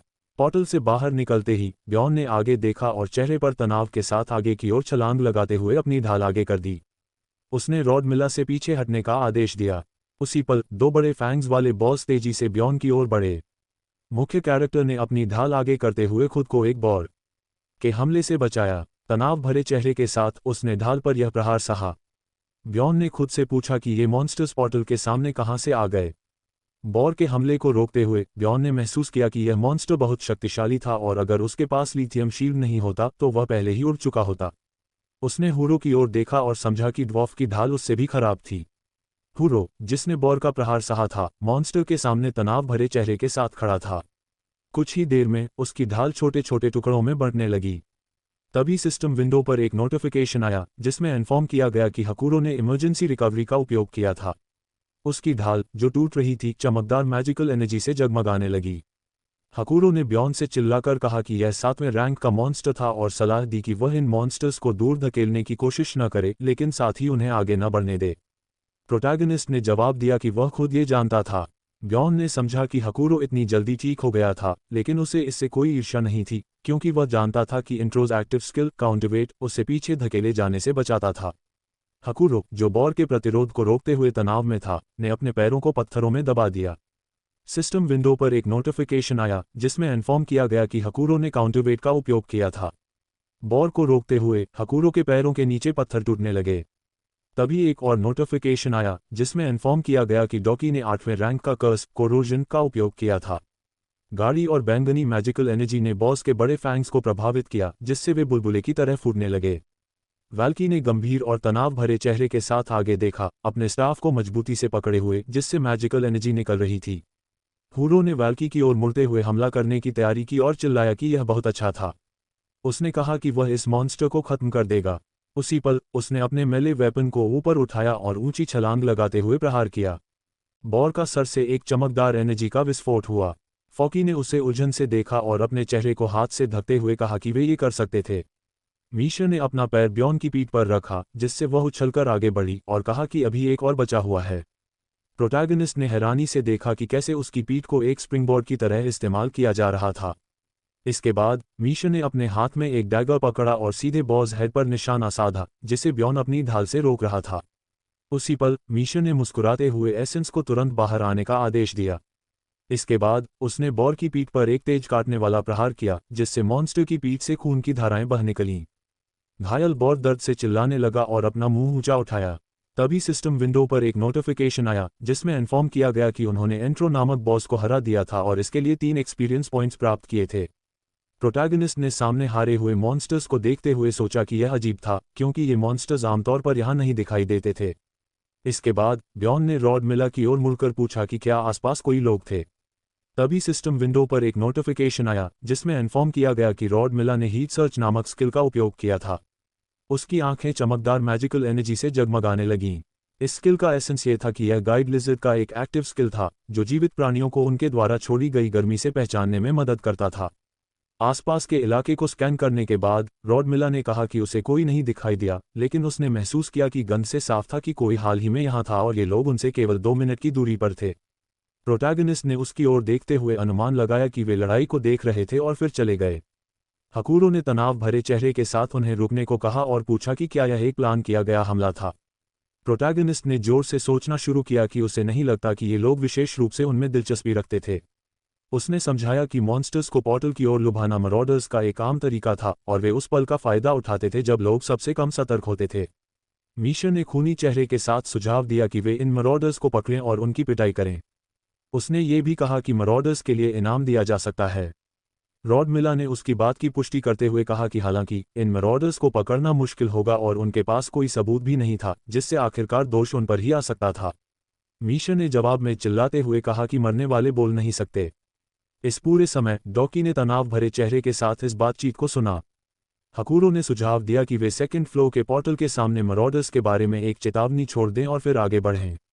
ये सुनकर डॉकी तनाव से कांप उठा और हैरानी से आगे देखने लगा। कुछ समय बाद जब बाहर अंधेरा हो चुका था, मीशा ने कहा कि रॉड मिला समझदार था। उसने कहा कि उसने ऐसे हमले के तरीके के बारे में कभी नहीं सुना था। रॉड मिला ने कहा कि उसने भी इसे पहली बार देखा था। मीशा ने इसकी पुष्टि करते हुए कहा कि मरॉडर्स से मिलने के मौके बहुत कम थे। तभी मुख्य कैरेक्टर ने मन ही मन खुद से पूछा कि क्या हो रहा था। ब्यॉन ने मीशा की ओर मुड़कर पूछा कि उसने कितनी बार मरॉडर्स से मुलाकात की थी। मीशा ने हैरानी से उसकी ओर देखा और फिर से पूछा, मैंने। इसके बाद उसने कहा कि पिछले 5 सालों में उसने लगभग 8 बार मरॉडर्स से मुलाकात की थी। मुख्य कैरेक्टर उसकी बातों से हैरान हो गया और उसने महसूस किया कि यह बहुत कम था। उसने चिल्लाते हुए कहा कि उसे लगा था कि रिसर्चर्स हर समय मरॉडर्स से टकराते हैं। ब्यॉन ने कहा कि पिछले 3 महीनों में उसने 5 बार मरॉडर्स से मुलाकात की थी, इसके अलावा इस बार को छोड़कर। मीशा ने हैरानी से ब्यॉन की ओर देखा और फिर से पूछा। उसके चेहरे पर मुस्कान के साथ उसने कहा कि उसकी किस्मत बहुत खराब थी। हकूरो ने मुस्कुराते हुए कहा कि यह प्रभावशाली था। उसने कहा कि उसने सुना था कि 150 साल पहले स्थिति बहुत खराब थी, लेकिन हाल ही में मरॉडर्स की संख्या बहुत कम हो गई थी। हकुरो ने जोर से हंसते हुए कहा कि शायद उनकी आज की मुलाकात मरॉडर से उसकी वजह से हुई थी। प्रोटैगनिस्ट ने यह खबर सुनकर हैरानी से अपनी आंखें और मुंह खोल दिए और खुद से पूछा कि उसने ऐसा क्या पाप किया था। वीडियो अगर आपको अच्छा लगा हो तो लाइक और कमेंट करना ना भूले और डेली माहवा कंटेंट को हिंदी में देखने के लिए सब्सक्राइब करें।